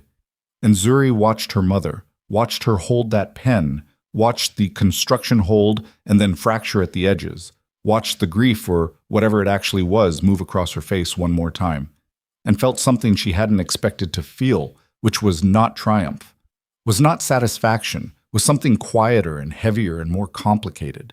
The specific weight of watching someone you've spent your life loving do a terrible thing and survive it and be changed by it and still be the person you've been loving all at once in the same moment. Her mother signed. The pen moved. The signature was the same one Zuri had seen on 11 years of documents. The looping V, the sweeping C, the whole thing completed with a practiced flourish that had been her signature on menus and greeting cards and legal documents and the back of checks and the memo fields of $47,000 of unauthorized transfers. She set the pen down. Webb witnessed it. Dr. Seo noted the time. Yoon removed the original and placed a copy in front of Vanessa. The room was quiet for a moment. Then Vanessa stood. She gathered her copy of the document with the same composed deliberateness she'd used to sit down, telling everyone watching that she was still controlling something, even now. She picked up her bag. She straightened her blazer. She looked at Zuri. "This isn't finished," she said. Zuri met her eyes. She didn't answer, not because she had nothing to say. She had 11 years of things to say, but because the document on the table had said the important things, and she was not going to diminish it by adding to it now. Vanessa walked out. The door closed. The room breathed. Imani was still at the table. She hadn't moved since Vanessa stood. She was looking at the copy of the agreement in front of her, which she hadn't signed because she hadn't needed to. She was not a party to the restaurant's accounts, and the agreement was between the restaurant's ownership and Park Investments, and her role in what had happened was noted in the audit documentation but was not being prosecuted in this room on this day. She looked at Zuri. "I'm sorry," she said. Again. The same two words from the office on Wednesday, same size, same inadequacy. Zuri looked at her sister. "I know," she said, and she meant it in the specific limited way that you can mean something that is true and insufficient at the same time. Imani picked up her bag. She stood. At the doorway she stopped. "The boutique isn't going to make it," she said quietly, not looking back. "I've known for 3 months. I just didn't want to say it out loud." Then she was gone. Webb gathered his papers without meeting Zuri's eyes, said something professionally neutral to Richard Yoon about follow-up documentation, and left. The room had Dr. Seo, Richard Yoon, 2 quiet men with document cases, Tai Hyun and Zuri. Yoon and Dr. Seo began the efficient process of organizing documents. The 2 men closed their cases. The room was returning to itself, just a private dining room in a family restaurant, the lunch service starting up on the other side of the wall, the smell of the kitchen coming through in small waves. Taehyun was looking at Zuri. She realized she was still sitting exactly as she'd been sitting when her mother signed, hands flat on the table, spine straight, feet on the floor. The same physical discipline she'd used for 2 hours. She let her shoulders drop just a centimeter, just enough to feel it. "You should eat something," he said. She looked at him. "We're in a restaurant," he said. Something moved in her face that she hadn't planned. Not a smile exactly, but the precursor to one. The particular facial event that happens when something lands unexpectedly in the space where you've been holding tension for a long time. "I should probably check on the lunch service," she said, "after you eat something." She looked at the table, at the water pitcher, the legal pads, the document copies, the pen Yoon had left behind, at the particular disorder of a high-stakes meeting that had just concluded and left its evidence everywhere. "It went the way I hoped it would," she said. Not to him specifically, just out loud to the room. "Did it?" Taehyun said. She thought about it honestly, about the look on her mother's face, about Imani's voice when the composure finally gave out, about the pen moving on the signature line and the sound of the door closing. "Mostly," she said. He looked at her for a moment. "The parts that didn't, those are yours. The rest of it belongs to what she chose." She knew he was right. She'd known it before he said it, but there was a difference between knowing something and having someone say it to you directly in a voice that carried no pity and no agenda, and the difference mattered more than she'd expected. "I'm going to need to call the gas company," she said. "Today?" "This week, and the produce supplier. And I need to get the vendor communication out before Friday because they've been waiting long enough, and it's not right that they've been waiting this long." He looked at her with something that was not quite amusement and not quite respect, but lived in the vicinity of both. "Miss Coleman," he said. She looked at him. "You just won a 2-year fight," he said. "The vendors can wait until Monday." She considered that. The kitchen sounds came through the wall. Darnell's voice, a burst of something, probably the flat top, the low rhythm of a lunch service beginning, the specific percussion of a restaurant coming to life in the middle of a workday, indifferent and constant and hers. In a way it had always been hers, and was now, on paper, confirmed as hers. "Monday," she said. "Monday," he said. She stood up. Her legs felt the hours of sitting in a way she hadn't registered while it was happening. A low ache in both knees, a stiffness in her lower back that she'd been ignoring since 7 in the morning when she'd moved tables and changed a light bulb. She picked up her folder. She looked at the agreement copy still on the table. Her copy, the one with her name in it, Zuri Coleman, Executive Financial Director. And she picked it up and held it and looked at it for a moment. Then she put it in the folder with everything else and walked toward the door. At the threshold, she stopped. Something in the room pulled at her. Not sentiment exactly, but the weight of what had happened in it. The specific gravity of a room where something irreversible has occurred. She turned back. Taehyun was still at the table. He hadn't gathered anything. He was simply there, in the way he was always simply in a room, not performing occupancy, just present. "Why this restaurant?" she said. He looked at her. "You have a portfolio of what, 300 properties? 4? You don't need a soul food restaurant on the south side of Chicago. The numbers weren't even good when you first asked for the meeting." She looked at him steadily. "Why this one?" He was quiet for a moment. Not the pause of someone constructing an answer, more like the pause of someone deciding how much of the real answer to give. "The letter I sent," he said, "to this address, 6 weeks before you confirmed the reservation. Do you know who identified this restaurant as a potential acquisition target?" She hadn't known there was someone who identified it.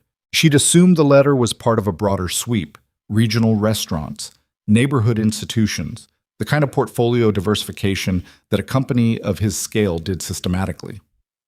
"No," she said. "My mother," he said. "She grew up in this neighborhood. She came here twice a year until she couldn't anymore." He looked at the room. "She said the food was honest. That's how she described it. That the food tasted like someone made it because they wanted to, not because they had to." Silence. "She passed away 14 months ago," he said. Zuri looked at him. At his face, which gave almost nothing voluntarily, and was giving something now, not grief exactly, or not only grief, but the particular expression of someone who carries a loss they don't discuss, and have just disclosed it in a room they didn't expect to disclose it in. "I'm sorry," she said. He looked back at the table. "The restaurant was already on a list. When I read the financial records you brought me, when I saw what you'd been doing and what had been done to you, it stopped being an acquisition target." She waited. "It became something worth actually saving," he said. The kitchen was fully alive now on the other side of the wall. The lunch rush was building. She could tell by the frequency of the sounds, the way they layered over each other, the specific controlled chaos of a kitchen in full service. Her kitchen, her restaurant, her grandmother's recipe cards still taped to the inside of the spice cabinet in her grandmother's handwriting that nobody had taken down. She held the folder against her chest. "Monday," she said. "Vendors." He looked at her with that almost not quite expression. "Monday." She walked out into the hall, through the kitchen, past Darnell, who looked up and read her face with 8 years of familiarity and said nothing but gave her a single nod that meant he understood something had happened and it was okay. And out into the dining room, where the lunch tables were filling and the light came through the front windows the way it always had at this hour, gold and slightly dusty, the way light gets in a room that has been lived in for a long time. She stood in the middle of it. The restaurant moved around her, servers crossing, a baby at the corner table making a sound, the couple by the window leaning toward each other over menus. All of it ordinary and constant and indifferent to what had just happened in the back room. She breathed in, she breathed out. Then she went to check on the kitchen because the flat top had been making a sound for 3 days that she'd been too busy to diagnose, and she wasn't going to let it go one more afternoon without knowing what it was. The flat top was a warped burner seal. She found it at 2:15 in the afternoon, crouched beside the range with a flashlight while Darnell stood behind her describing the sound it made, which she already knew because she'd been listening to it for 3 days from the service window without having time to get down and look. She ordered the part from their supplier. Expedited shipping, $48 extra, which she approved without hesitation because the flat top going down in the middle of service would cost 4 times that in lost covers. She wrote it in the maintenance log with the date and the diagnosis and the part number, the way she logged everything, not because anyone would read it, but because a record was a record, and the habit of documentation had kept her sane in years when almost nothing else had. She was still crouched on the kitchen floor when Darnell said, quietly, "Word travels fast in a kitchen." She looked up at him. "Whatever happened in the back room," he said. "People can feel it." She stood up, brushed her knees off. "Feel what?" He looked at her with 8 years of working alongside someone in a space that didn't leave room for pretending. That something shifted. She put the flashlight on the shelf where it lived. "I'll send a staff memo this week about the management restructuring." "Okay," he said. He didn't ask more than that. He went back to the line, and she went back to the dining room and the afternoon service, and the particular ongoing ordinary emergency of running a restaurant. The first month after the signing was not a relief. She'd expected it to feel like a weight lifted.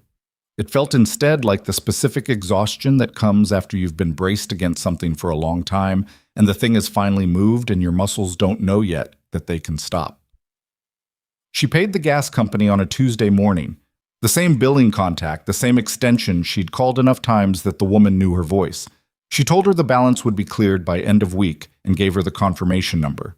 The woman on the other end said, "Thank you, Miss Coleman," and Zuri held the phone for a moment after the call ended and looked at the confirmation number written on her notepad. She paid the produce supplier on Thursday, sent a formal letter to the linen service explaining the payment delay and proposing a revised terms schedule that would bring the account current within 60 days. She received a response within 24 hours, the fastest they'd ever replied to her, agreeing to the schedule. The capital from Park Investments hit the operating account on a Wednesday afternoon, $250,000. She stared at the balance on her screen for approximately 45 seconds before she opened the vendor payment queue she'd been maintaining in a spreadsheet for the past 4 months and started processing in order of aging oldest first, the way you address neglect. Systematically, without drama, one item at a time. She called a staff meeting on the second Friday, all front and back of the house. She'd written notes but didn't use them. She stood in the middle of the dining room before the dinner service and told them the restaurant had entered a new investment partnership, that the financial structure had been restructured, that there would be changes to how purchasing and expenses were managed, that none of them were losing their jobs, and that if they had concerns, her office door was open. Marcus, the bartender, asked if the ownership was changing. "No," she said. "The management structure is. I'm the executive financial director. That's new on paper, not new in practice." She looked around the room. "I've been doing this job for 11 years. Now I have the authority to go with it." Nobody said much after that. Darnell nodded. 2 of the servers exchanged a look that she read as relieved. The new prep cook, who'd been there 3 months and didn't know the full history, looked mildly confused and then went back to his prep list. It was ordinary and undramatic, and she was grateful for that. Vanessa did not come to the restaurant for 2 weeks after the signing. Zuri noticed her absence the way you notice the absence of a sound you've lived with so long. It's become ambient. Not with relief, not with satisfaction, but with a particular quality of quiet that takes some getting used to. On the 15th day, her mother walked through the front door at 11 in the morning. Zuri was at the host stand going through the weekend reservation list. She saw her mother come in, and she waited, and her mother came to her directly without stopping to greet anyone, without the performance of arrival she usually deployed. Vanessa looked different, not diminished. That wasn't the right word. More like someone who had removed a layer of something and was standing in what was underneath, which was still formidable, still her mother, but stripped of its usual additional ornamentation. "I'd like to talk to the kitchen staff about the weekend menu," Vanessa said. "Is that still within my role?" Zuri looked at her. "The front of house and kitchen operations are yours." "Yes." Vanessa nodded, once, the kind of nod that is doing more work than a nod usually does. She moved toward the kitchen. At the doorway she stopped, didn't turn around. "The dining room looks clean. I hired a second cleaning crew. Comes in Mondays and Thursdays." A pause. "Good," Vanessa said. Then she went through to the kitchen. Zuri looked at the reservation list. She held her pen over it for a moment without writing anything. Then she wrote what she'd been going to write, which was a note about the Henderson party reservation, and kept going. But Imani called on a Sunday morning 3 weeks after the signing. Zuri was at home, which was rare enough on a Sunday that she'd been slightly disoriented by it, sitting at her kitchen table with actual coffee that wasn't from the restaurant's machine, reading the maintenance manual for the walk-in unit, which was probably not how most people spent their Sunday mornings, and she'd made a decision to stop apologizing internally for the way she spent her time. The phone rang. She looked at the screen, picked up. "Hey," Imani said. "Hey." Silence for a moment. The particular silence of a phone call between 2 people who have a great deal to say and are working out where to begin. "I closed the boutique," Imani said. Zuri set down the manual. When? Last Friday. Did the final inventory. Returned what I could. The rest, a breath. The rest I ate. I'm sorry. Don't be. Her voice was unsteady but not broken. Something in it had changed from the last time Zuri had heard it. Some of the performance was gone, and what was underneath was younger than Imani usually allowed herself to sound. I should have closed it 8 months ago. I knew then. I just couldn't. I know. The money, Imani said. Mom's repayment plan. I want to contribute to it. Zuri was quiet for a moment. You don't have to. I know I don't have to. Something sharpened in her voice. Not defensive, decided. She did it for me. I benefited from it. I should be part of paying it back. A pause. I've been talking to someone, a therapist. She said, I've been very good at letting other people carry things for me, that I treat it like a service other people provide. Her voice went very quiet. I think she's right. Zuri looked out her kitchen window. The Sunday morning light was coming through at a low angle, hitting the counter in a way that showed every scratch and ring mark on the surface, all the evidence of ordinary use over ordinary time. How are you doing? Zuri said. A long pause. Honestly? Yes. I'm really scared, Imani said. I don't know what to do next. I've had the boutique for 3 years and I thought that was who I was. And now it's just an empty storefront and I'm 28 and I don't know what comes after this. That's honest, Zuri said. Yeah. A sound that was almost a laugh. Doesn't feel great. No, but it's more useful than the other version. Silence. I haven't been a good sister to you, Imani said. Zuri pressed her lips together, breathed once through her nose. There were 11 years of responses she could give to that sentence, a whole archive of them, and she felt their weight, and she sat with it, and she chose none of them. We have time to do it differently, she said. Not forgiveness, exactly. Not yet. But the door cracked open, which was more than she'd thought she could offer 3 weeks ago. Imani exhaled on the other end.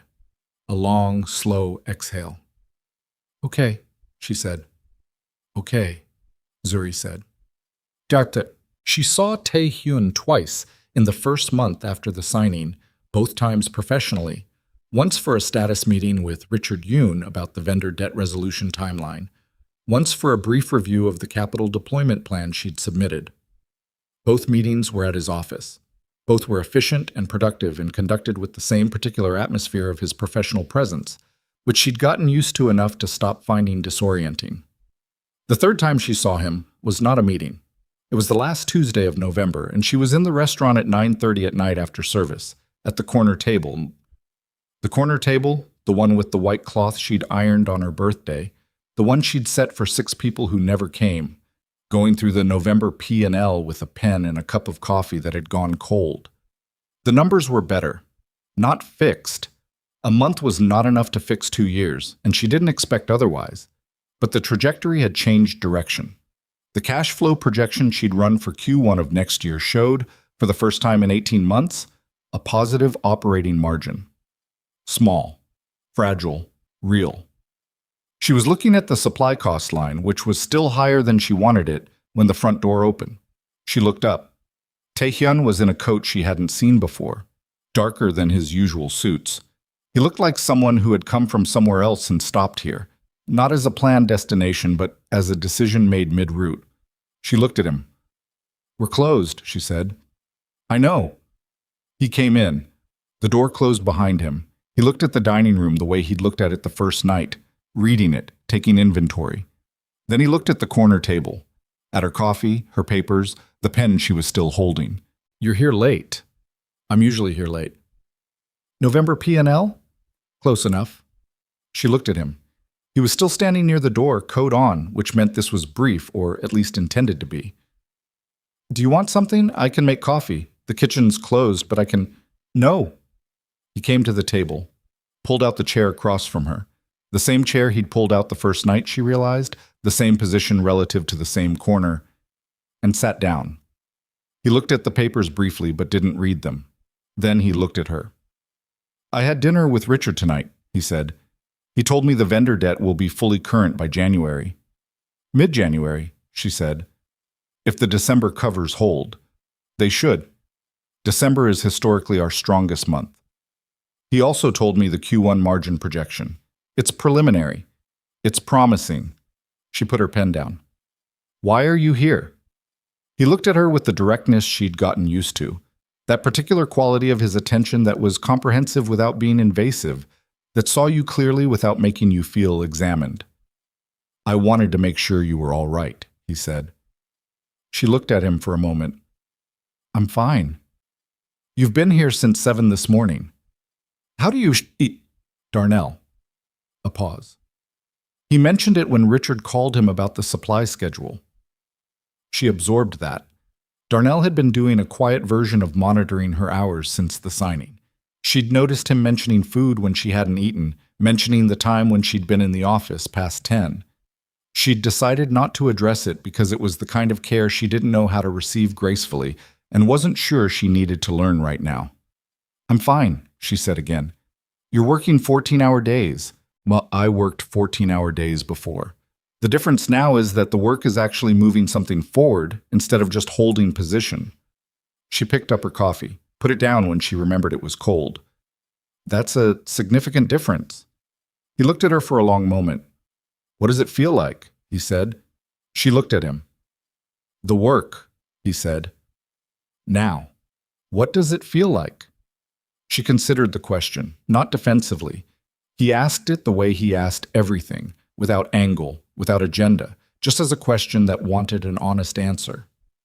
Like it means something, she said, which sounds simple, but... She stopped, turned the coffee cup in her hands.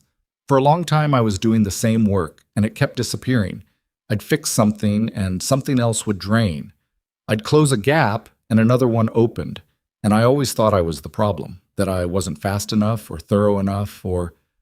She stopped again. It's different when the work you do stays done, when you can look back a week later and see it still there. A pause. It feels like ground under your feet instead of water.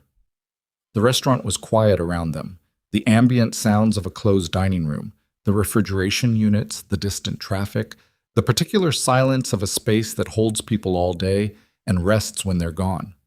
Taehyun looked at the table, then back at her.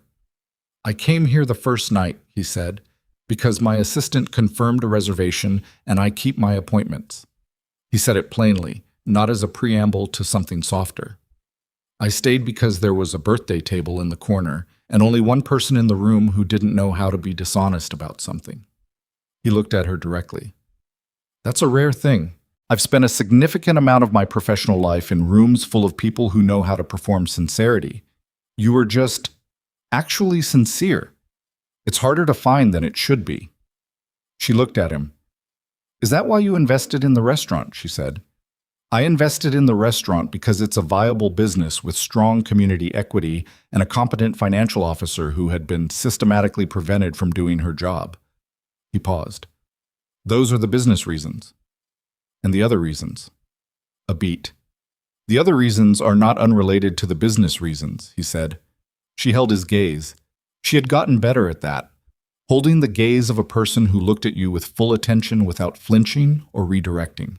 She'd had to practice it, the way you practice something that doesn't come naturally, and she still felt the effort of it, but she held it. My grandmother built this restaurant, she said. She built it in a neighborhood people were leaving with money she'd saved for years, and she made it into a place that meant something to people. Not just food. A place.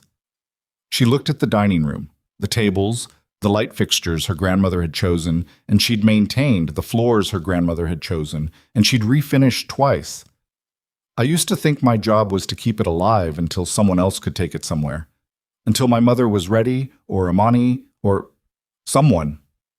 She stopped, breathed. I don't think that anymore. What do you think now? I think it was always mine, she said. I just needed everyone else to finally admit it. Something moved in his face, that small adjustment she'd seen before, the one that happened when he received information he'd expected but was still worth receiving, It was always yours, he said. The certainty in it, no qualifier, no softening, landed in her chest in a way she hadn't prepared for. Not because she needed his confirmation. She'd stopped needing external confirmation sometime in the 45 seconds she'd spent in the alley behind the restaurant after walking out of the office confrontation with her mother. When she'd looked at her own still hands and understood that she was past the place where other people's assessments of her could reach the thing that was actually true. But there was a difference between not needing it and not being moved by it when it came from someone whose judgment she'd learned to respect. "Thank you," she said.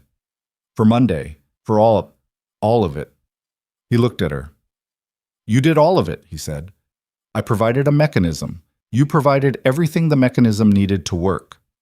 She looked at him for a moment, then she picked up her pen and went back to the November P&L because the supply cost line was still not where she wanted it, and she had 3 more pages to get through. Tae-hyun did not leave immediately. He sat at the table while she worked, and the restaurant was quiet around them both. December was their strongest month in 4 years. She knew it would be before the numbers confirmed it, because she could feel it in the daily rhythm of the restaurant. The way the reservation book filled, the way Darnell started coming in 20 minutes early without being asked, the way the dining room had a different quality of sound to it, fuller and warmer, the specific acoustic of a room that people are glad to be in. She ran the December P&L on January 3rd, sat at the corner table with it. She'd started working there occasionally out of the office, because the office was where she processed and the dining room was where she remembered why it mattered. The margin was better than projected. Not dramatically.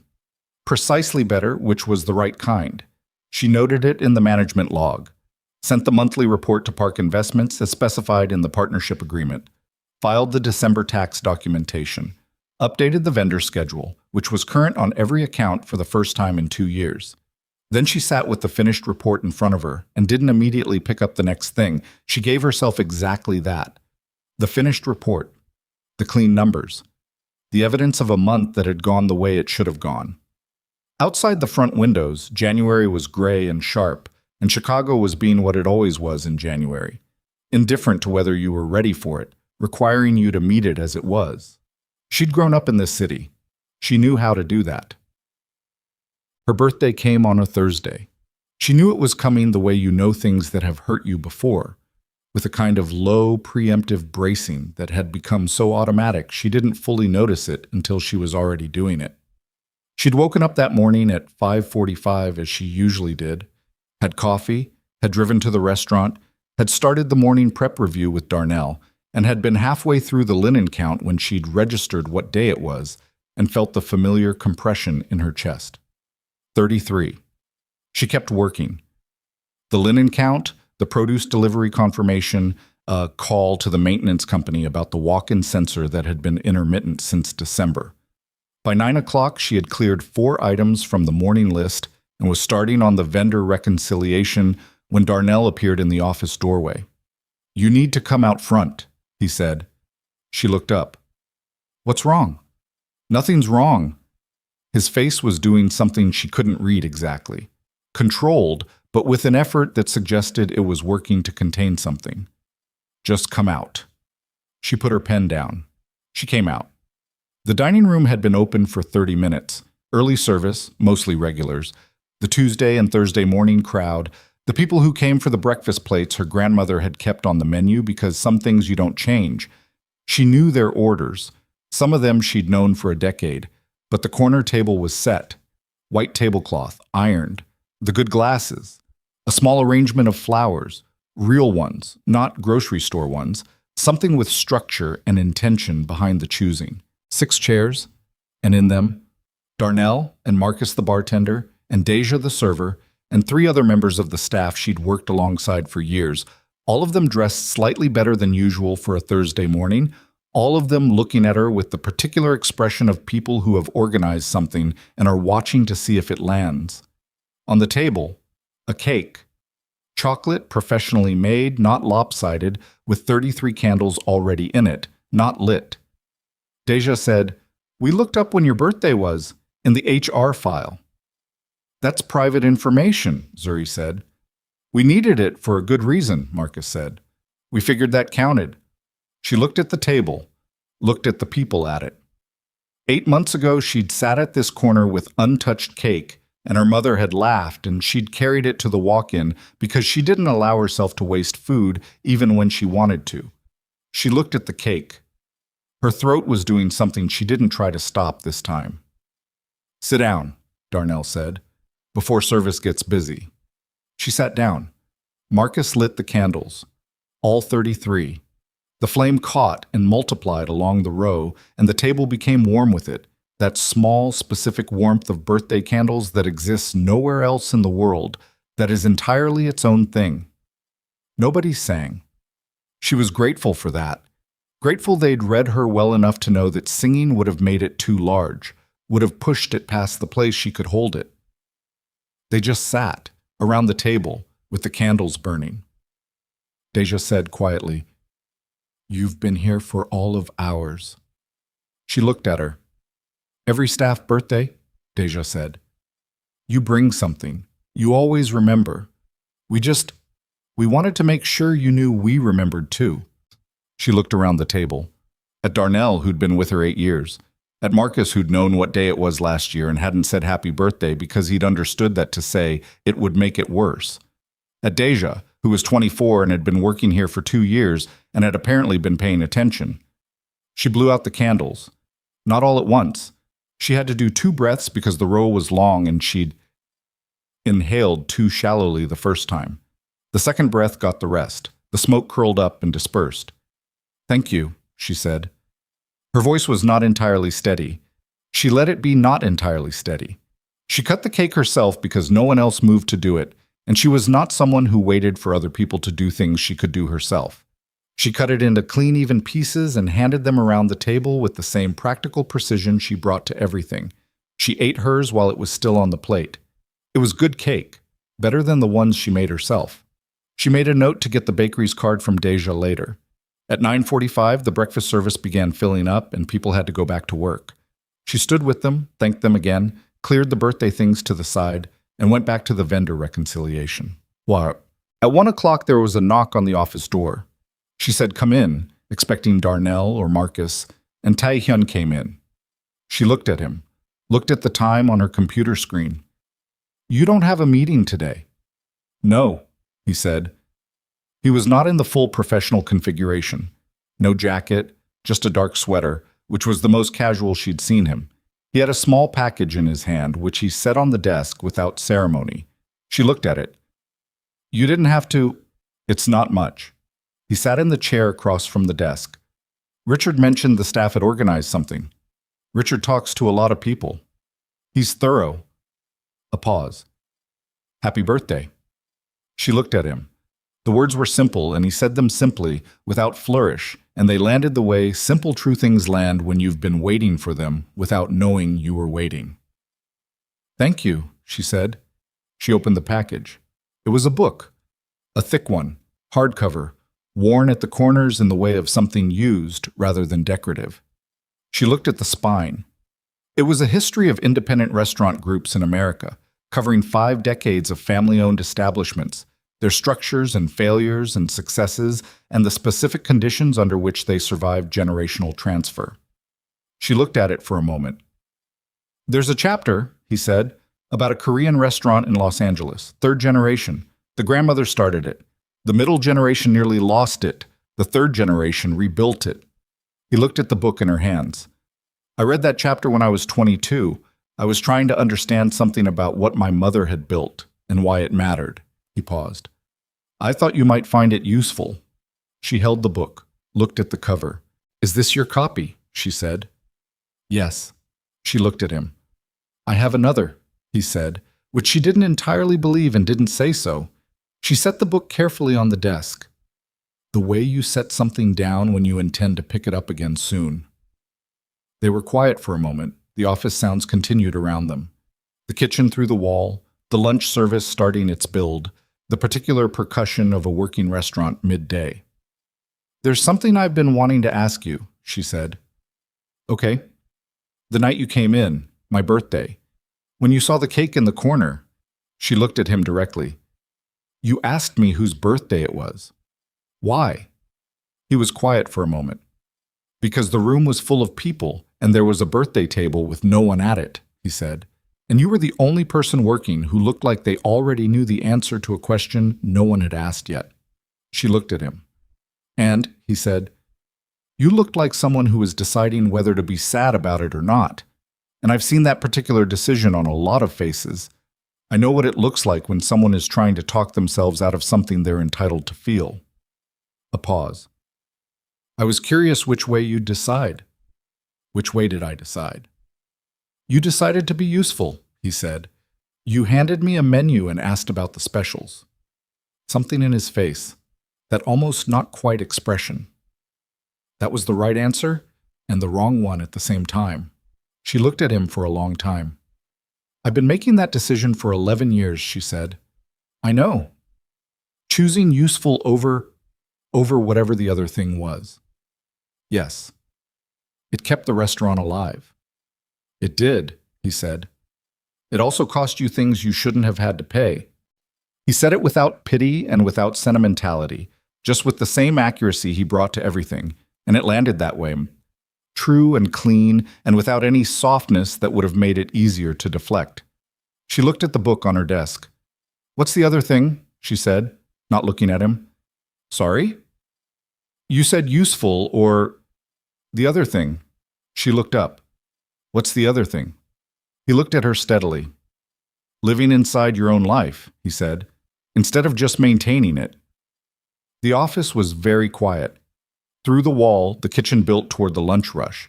She could hear Darnell calling a temperature check, could hear the flat top doing its new sound, which was the right sound, the sealed and functioning sound, because she'd fixed it. She had fixed it. I'm working on that, she said. I know, he said. I can see it. The partnership review came in March. It was the quarterly review specified in the agreement. Standard, procedural, conducted at Park Investments offices with Richard Yoon and Dr. Seo and Zuri's prepared financial report. She came with the Q1 numbers, a variance analysis against the projection, a capital deployment summary, and a preliminary forecast for the summer season. Richard Yoon read through it with the same focus she'd come to recognize as the mark of his professional style. Thorough, sequential, not performed. He made notes. Dr. Seo asked 2 technical questions about the variance analysis methodology, which Zuri answered in the specific detail they warranted. At the end, Richard Yoon set the report down. This is ahead of the 12-month benchmark, he said, by approximately 1 quarter. The December performance pulled the timeline forward, she said, and the vendor resolution came in under budget because 2 of the suppliers agreed to early payment discounts I negotiated in January. You negotiated those independently? They're within my authority threshold under the agreement. He wrote something. Yes, they are. He looked at her. Is there anything you need from the partnership that you're not currently receiving? She had thought about this. She'd made a list, actually, the way she made lists of everything, and gone through it and been honest with herself about what was a genuine operational need versus what was the residual reflex of someone who'd spent 11 years managing on insufficient resources and was still recalibrating for the new normal. I'd like to discuss a senior accountant hire, she said. Part-time to start. The monthly close process is manageable, but the year-end work is more than one person should be carrying. I want the books to be right, not just done. Richard Yoon wrote it down. Budget estimate? She had one ready. She gave it to him. He wrote it down. I'll take it to Mr. Kang for approval. Given the Q1 performance, I don't anticipate any objection. She saw her mother twice a week. That was what the restaurant's operating schedule produced naturally. Vanessa was in Tuesday and Thursday evenings and Saturday lunch, which were her traditional shifts, and Zuri was in every day. And on Tuesdays and Thursdays, their paths crossed in the specific choreography of a shared workspace between 2 people who were still learning what the new version of themselves was. It was not warm. It was not cold. It was functional, which was more than Zuri had expected in January and found herself reassessing in March. Her mother had started reading the monthly financial report. Zuri knew because she'd started receiving questions about specific line items, not challenges, just questions. The produce cost variance in February, The linen service renegotiation. Careful, specific questions that showed someone reading carefully. On a Tuesday in March, Vanessa appeared in the office doorway at the end of the dinner service. Zuri was closing out the POS and looked up. Her mother looked at the desk, at the nick in the upper right corner. "Your grandmother used to say that desk would outlast all of us," Vanessa said. Zuri looked at the nick. She was probably right. Vanessa looked at her. Something in her face was stripped down in the way it had been briefly during the signing, the layer below the construction, older and more honest. "I'm going to pay it back faster than the schedule," she said. "The repayment. I've been moving things around." A pause. "I want it done." Zuri looked at her. "Okay?" "That's all I wanted to say." She started to go. "Mom." Vanessa stopped. Zuri looked at her. At the pearl earrings she wasn't wearing tonight. She wore them less now, or differently, the performance of legitimacy no longer deployed the same way. At the cream blazer she'd been wearing the morning she walked back into the restaurant for the first time after the signing. At her hands, which were her grandmother's hands, which were also, Zuri now understood, her own hands. "The dining room looks good this week," Zuri said.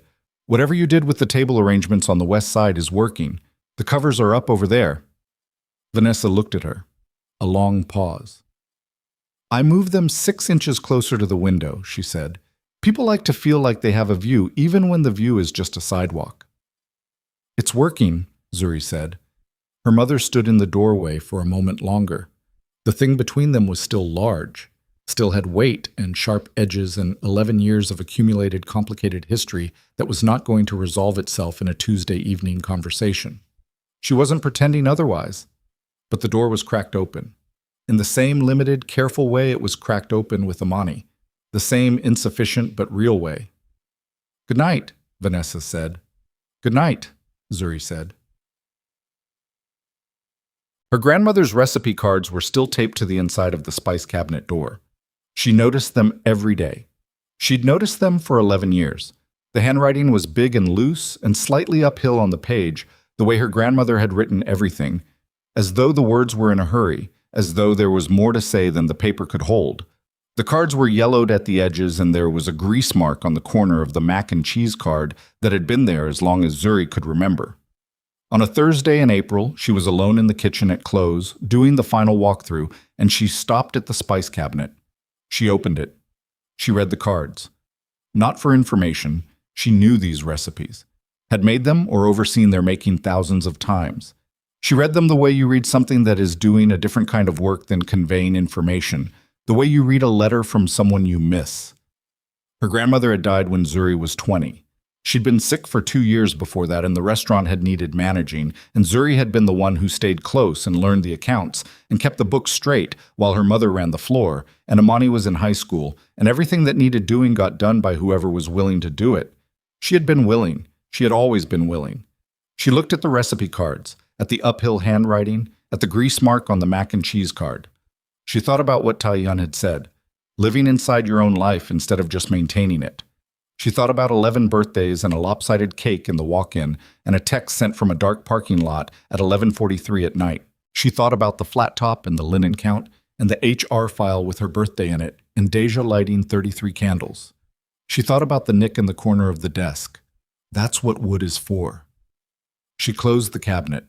She turned off the kitchen lights, walked through the dining room, turned off the dining room lights, stood for a moment in the dark, in the space her grandmother had built in 1987 in a neighborhood people were leaving that had survived 36 years and a pandemic and 2 years of being quietly emptied and was still standing, was going to keep standing.